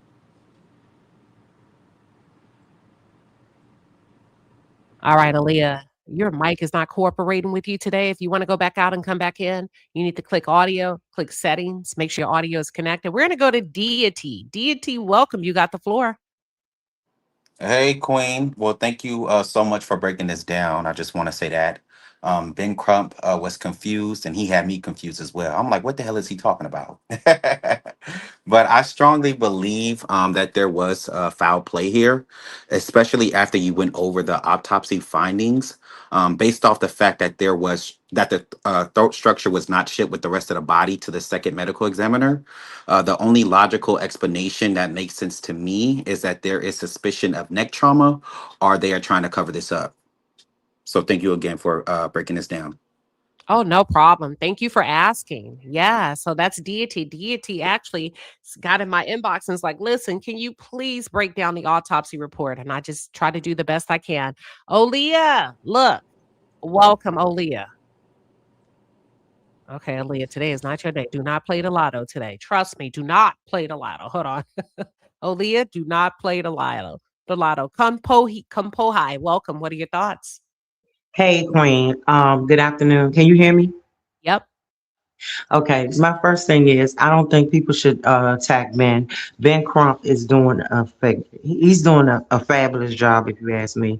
And people get on him about how he talks. He's a very brilliant attorney, civil rights attorney, and he's speaking up on behalf of the family. We have some of the most educated people, melanated people. They can speak, you can dress, you can do, very well, and you still get unalived. So I don't think people should knock Ben Crump.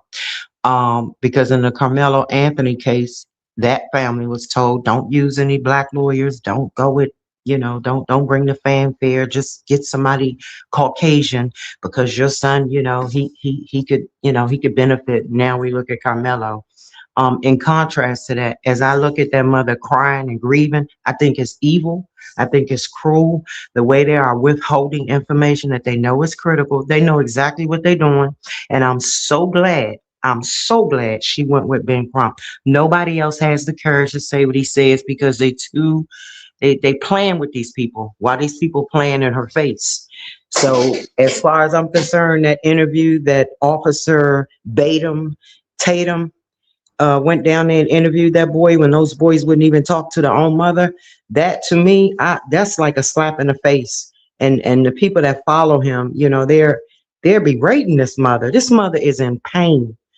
That's all I wanted to say. I wanted to get it off my chest. I love you. I love your show. And to all the melanated people, FBAs, take care. All right. Well, thank you for calling in. Give me 1 second, y'all. I done messed up my dang screen. Hold on. Give me 1 second. That was Kumpohi. All right. We're going to go to, looks like Q Film Media. Welcome. Yes, Welcome to the show. QI. What are your thoughts?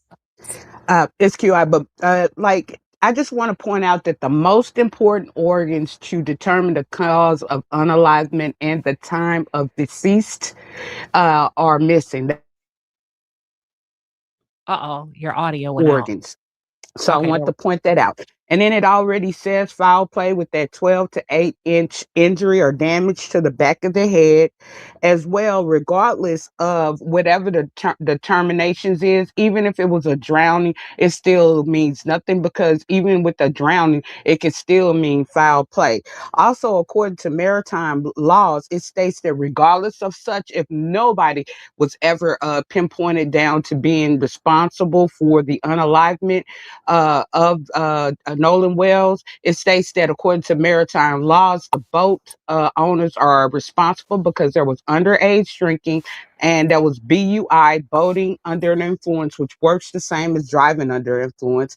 Uh, a boat owner is responsible, according to the maritime laws, of the safety of a passenger. That means getting them there and getting them back. So there's no way that Nolan Wells should have been left there with the fact that there were underage drinking and there was drinking, period. Nolan should have been made to get back on the boat. And if nothing else, he shouldn't have been left without a phone. I don't care how many boats was there. And we need the GPS data, and we need the head count for all three boats, because there were three boats according to Warren. We need the head count and the GPS data for all three boats. And the most important thing, which was left out with the organs, missing internal neck organs, is we needed that time of unalivement, because that would basically be able to pinpoint down a lot. And I'm gonna digress from there. Thank you very much, Queen Shiba. Thank you, for your contributions to our civil rights and our freedom. Thank you. All right. Thank you. Thank you for coming up. Excellent points you made. Let me go to Joy Gina. Joy Gina, welcome. Hi, Queen Sheba. Thank you for covering this case like the others. I don't say if it looks like a duck, if it quacks like a duck, it is a duck. We all know there was foul play involved. That's why they went to the extent of doing what they did to this autopsy. Um, it's time that I feel like it's now time.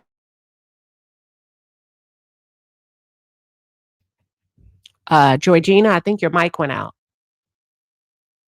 You may have gotten a call. That happens sometimes. I'm gonna put you backstage. I'm gonna go to M Mac. Give me 1 second. I'm gonna come back to Joy Gina. Oh, here she is. All right, Okay. Joy Gina. You say you think it's time for what? I think it's time that we start seeing stuff for what it is. Like these clear people are playing in our faces. And they're doing it messy. They're doing it with intent. Like, they're doing it like pretty much asking us what y'all gonna do about it. Because if the colors were turned, if there was five black boys, one white boy that came up missing, it's no way in the hell that it wouldn't have been no arrest. It's no way. Like, it's time that we stand up and we see things for what it is, because I feel like they playing in our faces right now. All right. That's Joy Gina. That's her thoughts. All right. Let's go to M Mac. They said all great points, Joy Gina. M Mac, welcome. What are your thoughts, M Mac?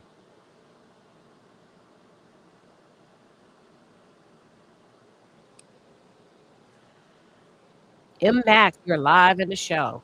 M Mac, we're ready to go. All right, we're gonna take you off stage. I'm gonna go ahead and wrap up the show then. M Mac. All right, everybody. If you've already come, I'm dropping everybody down. Thank you all for coming up. I'm gonna go ahead and wrap up. Let's do this. There was a comment made by Pilot J. Pilot J says Dr. Mitchell explicitly stated he cannot rule out a neck injury or manual strangulation as a contributing factor or cause of death. That's correct. He did say that because the throat is missing. And for the life of me, I'm going to be honest with you. Even if this were not an autopsy, right? Whether I am in the medical field, the oil, gas field, IT, whatever, and I have I'm gonna just say counterpart, a peer that works in a different we work in the same field, probably for two different corporations. If you know what it takes to do a thorough investigation, if you know what it takes to do a really good job, why would you not send me everything that I need to get the job done? That is a huge red flag for me. Uni Boo, welcome to the show. What are your thoughts? Hey, Queen Shiba. I hope you can hear me. But the only thing I want to say about this case is I saw like online like how the clear people act. Um, Sending your kids to all white school is not a flex, people. They still don't like us. So I still think it was foul play. I still think they actually unalive that boy because there's still racists that was from back in the day. They're still alive today and they still have kids that they pass down the same rhetoric to. So me personally, I would like to have my kids in area where there's other black people and other cultures and other people of color, not just all white, because I don't feel safe having my kids in that environment, and I do not feel safe being in the only black person in a clear environment. I said what I said, even though it's not Saturday, but that's my opinion. All That, right. That's yeah. uh-oh. All right. Thank you, Uni Boo. Thank you for calling in. Listen, um, so here's the thing. When I keep hitting something. When I cover these things, I try to go in with an open mind, right? And initially I was like, damn, that's kind of sucks that this kid was out there and he drowned. And I just kind of took it for what it was. July 4th weekend, I was leaving the courthouse, or not the courthouse, but I was wrapping up the what I was doing for the Carmelo Anthony trial and all of that, and trying to be fair until Judge Ashley Cole issued her statement. And now we're talking intellect versus intellect, right? Where you're an astute woman who operate in a legal parameter as a judge. I'm an astute woman who's scholared. You get what I'm saying? In that manner, specialize in areas that you specialize in, not a judge, but heavily studied. And I'm like, wait a minute now, hold on. I was gonna go with whatever they were saying until this judge came out, and I start to comb through, because I know how social media can be.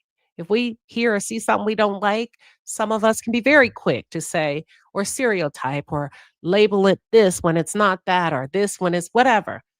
But when that judge entered the chat and gave an official statement with detailed times and specific buzzwords, he made the decision. I don't know about you. Oh, but this is the field that I play in. I was like, oh, wait a minute. That is very specific. I get where you're going, girl. You are laying the slab. You are pouring the slab for the concrete to build off of. And as a matter of fact, because of your privilege, most news outlets, most major media networks and outlets have run with your story. And you didn't even have to do that. And I understand the benefit that you get. You are given naturally, automatically, the benefit of the doubt. And that is what drew my interest to the case. Because if it's a drowning, it's a drowning. Why are we putting specific times and what happened? And Nolan insisted too many details. Let me tell you something. I hold in on the psychological and the behavioral traits of the Black experience. I'm a scholar when it comes to organizational psychology and behavioral modification. That's what I do. That's what I study, people's behaviors. Not a therapist, but behavioral modification. And there's a psychological phenomenon that too many details is when you're lying. Too many details sometimes ain't good. It's rehearsed, especially for men. When a man starts telling you at 3:31 p.m., 3:03 p.m. Central Standard Time, you lying. I know you lying now. As a boy and as a man, hell, y'all can't even remember where your damn socks are, where your underwear are.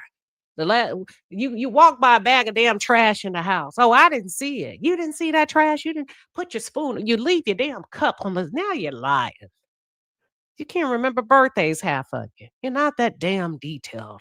It's just that men are from Mars and women are from Venus. Now you're messing with with the biological structure of what we know happens. Not necessarily, but most times, biz.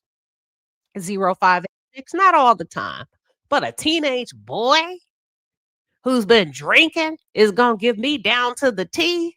You can't tell me what happened to your homeboy, but you can walk me through step by step by step by step by step. Time zones, time stamp. Quit playing with me. You rehearsed it. Let's go, EMAC. What are your thoughts? Welcome to the show.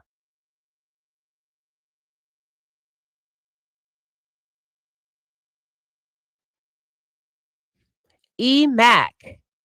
EMAC, welcome to the show. What are your thoughts? To the guy that's driving, I'm talking to you. We're waiting on you.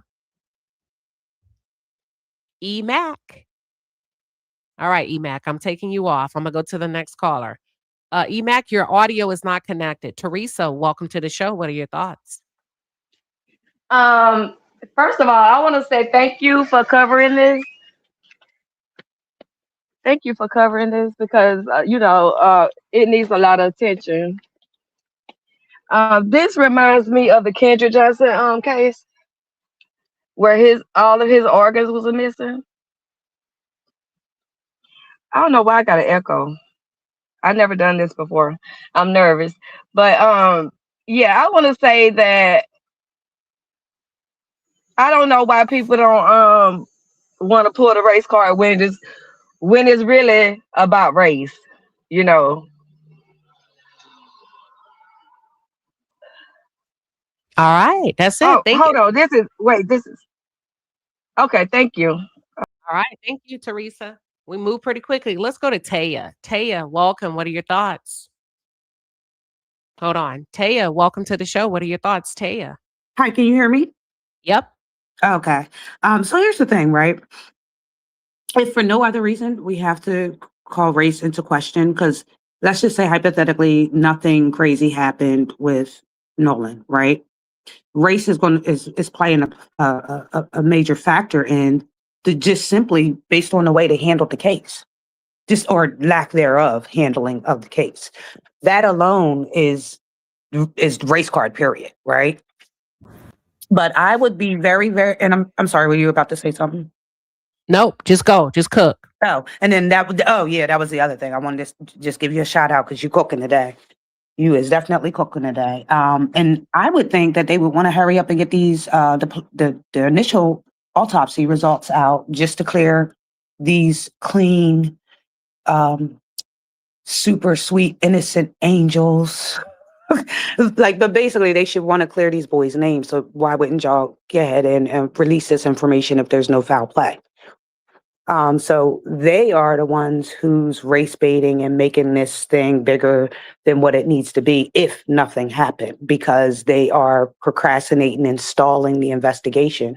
So that within itself is more on them versus Nolan Wells family, whether it's a black mom, white mom, Chinese mom, Hispanic mom, whatever.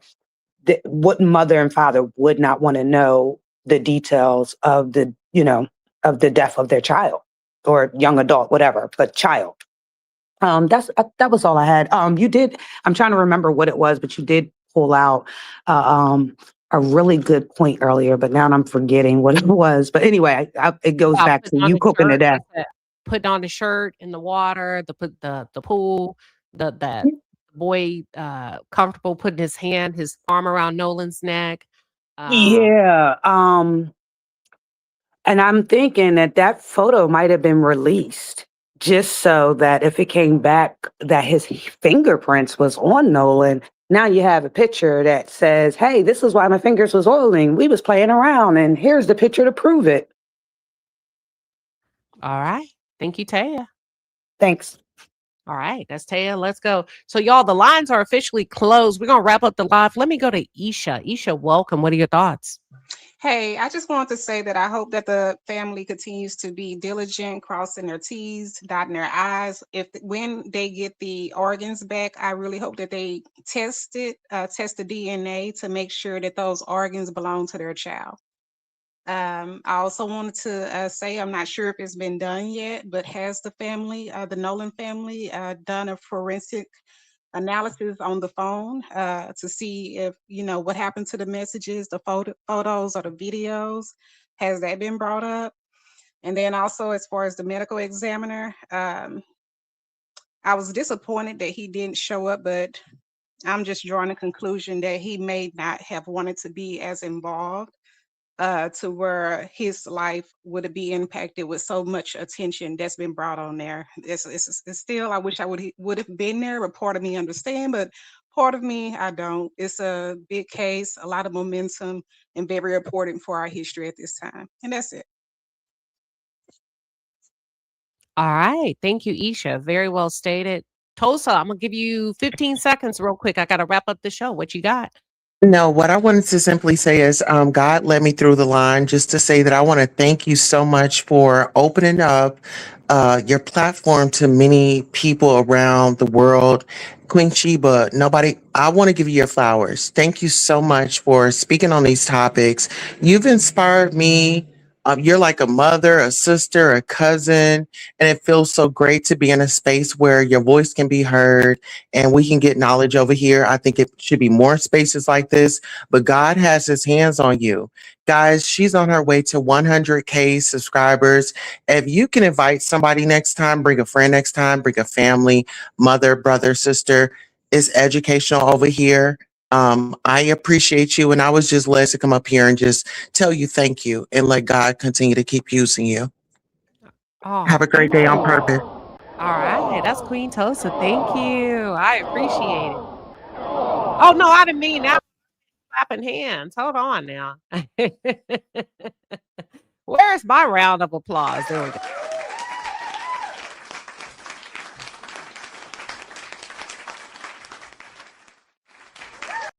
All right. For anybody that's tuned in, we are not taking callers. I'm going to take this last caller, but after that, we got to wrap up the live. Let's go.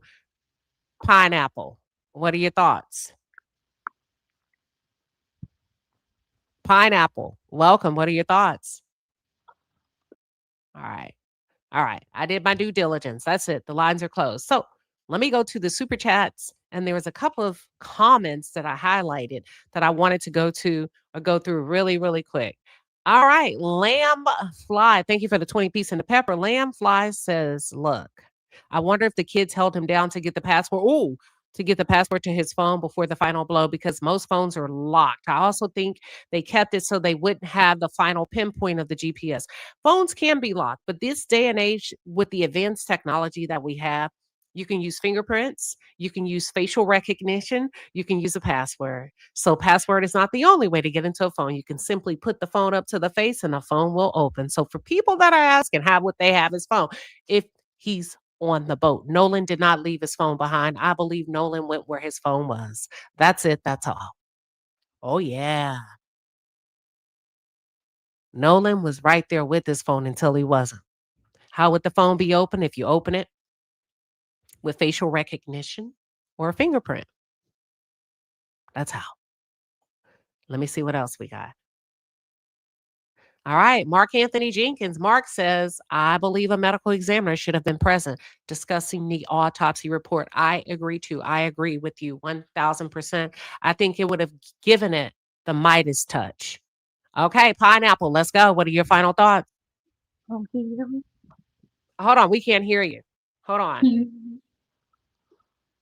Let's do a mic check. can you hear me? You are too low. Way too low. Can you hear me? Do a mic check again. Can you hear me? Can you hear me? Barely. Oh my Are you God. somewhere you're not supposed to be talking? Yeah, I'm at work, but I just got into the Girl, if you bathroom. don't go, just run to the stairwell. Go I'm somewhere. I'm by myself. Can you hear But you me? gotta put the phone real close to your face and give us your thoughts because you sound far away. Can you hear me? Go ahead. So I know my point of view is probably not needed right now. The family is grieving, and a lot of Black Americans are grieving about this. But honestly, I wouldn't know if he had an issue with Black girls. So he's hanging out with a lot of white boys that would go on, what is it, Officer Tatum show, and that shows the kind of character that he has for him to hang out with white boys that would, you know, subscribe to somebody like an Officer Tatum. So I want to know what kind of mindset he has. And his father, he looks sus. So like I know the family is grieving and unfortunately this happened to him, but I want to know who he was as a person before I lend my support as a Black woman. All right, that's a good question. Go to his social media and just kind of quietly peruse and see what feel you can get. But thank you, Black Pineapple, for calling in. They say you sound like you. Listen, I encourage people to call in from work. If we got to go to the stairwell just to get in on the conversation, we go into the damn stairwell. Okay, she made it, and she's the last caller today. But there's a couple of other comments I want to. Okay, here's one. All right. It's Goddess 2019 says, if his organs were missing, why didn't the medical examiner explain it to the public? Well, the medical examiner was not available today, but it was detailed and documented in the autopsy report that there were some organs crucial organs that were missing, that were detrimental to the doctor performing a very in-depth assessment. So he wasn't available, but he did detail that in the autopsy report. Let's see what else we got. All right. We got Miss Lady J. Thank you. You said, hey, Queen, I love how you put out good content and details on your channel. I appreciate it. You guys keep it coming, honey. Listen, Crystal, Queen, have you heard 2 other 18-year-olds died in suspicious circumstances? Yep, I have. Among white people on them damn boats. Let me tell you something. I've been on boats with white people. And guess what I insisted on every single time? In my 20s, having a damn good time drinking salty dogs out on Lake Conroe. Okay? Guess what I did?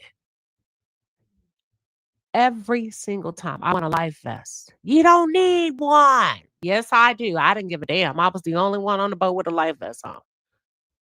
Don't play with me. Yeah, life jacket. Don't play with me. I'll be the only one looking crazy. I'd rather look crazy. I don't give a damn. And would always put one on. Yep, that's it. That's all. You said not missing, just not released to him.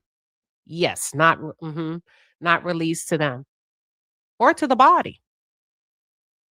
Because when you think about best practices, even if they weren't released, Nolan's funeral was July 20th. Best practices, you want to make sure everything's packed up and that the organs follow the body, especially if you concluded your autopsy report. There will be no need to not release them and not give any follow-up. Now, if you're still conducting an investigation, that's understandable, but we haven't received anything from that side. You get what I'm saying? So we don't know where the organs are because that medical examiner has not released a statement that the investigation is ongoing. We can't really think for you. You got to say what's going on.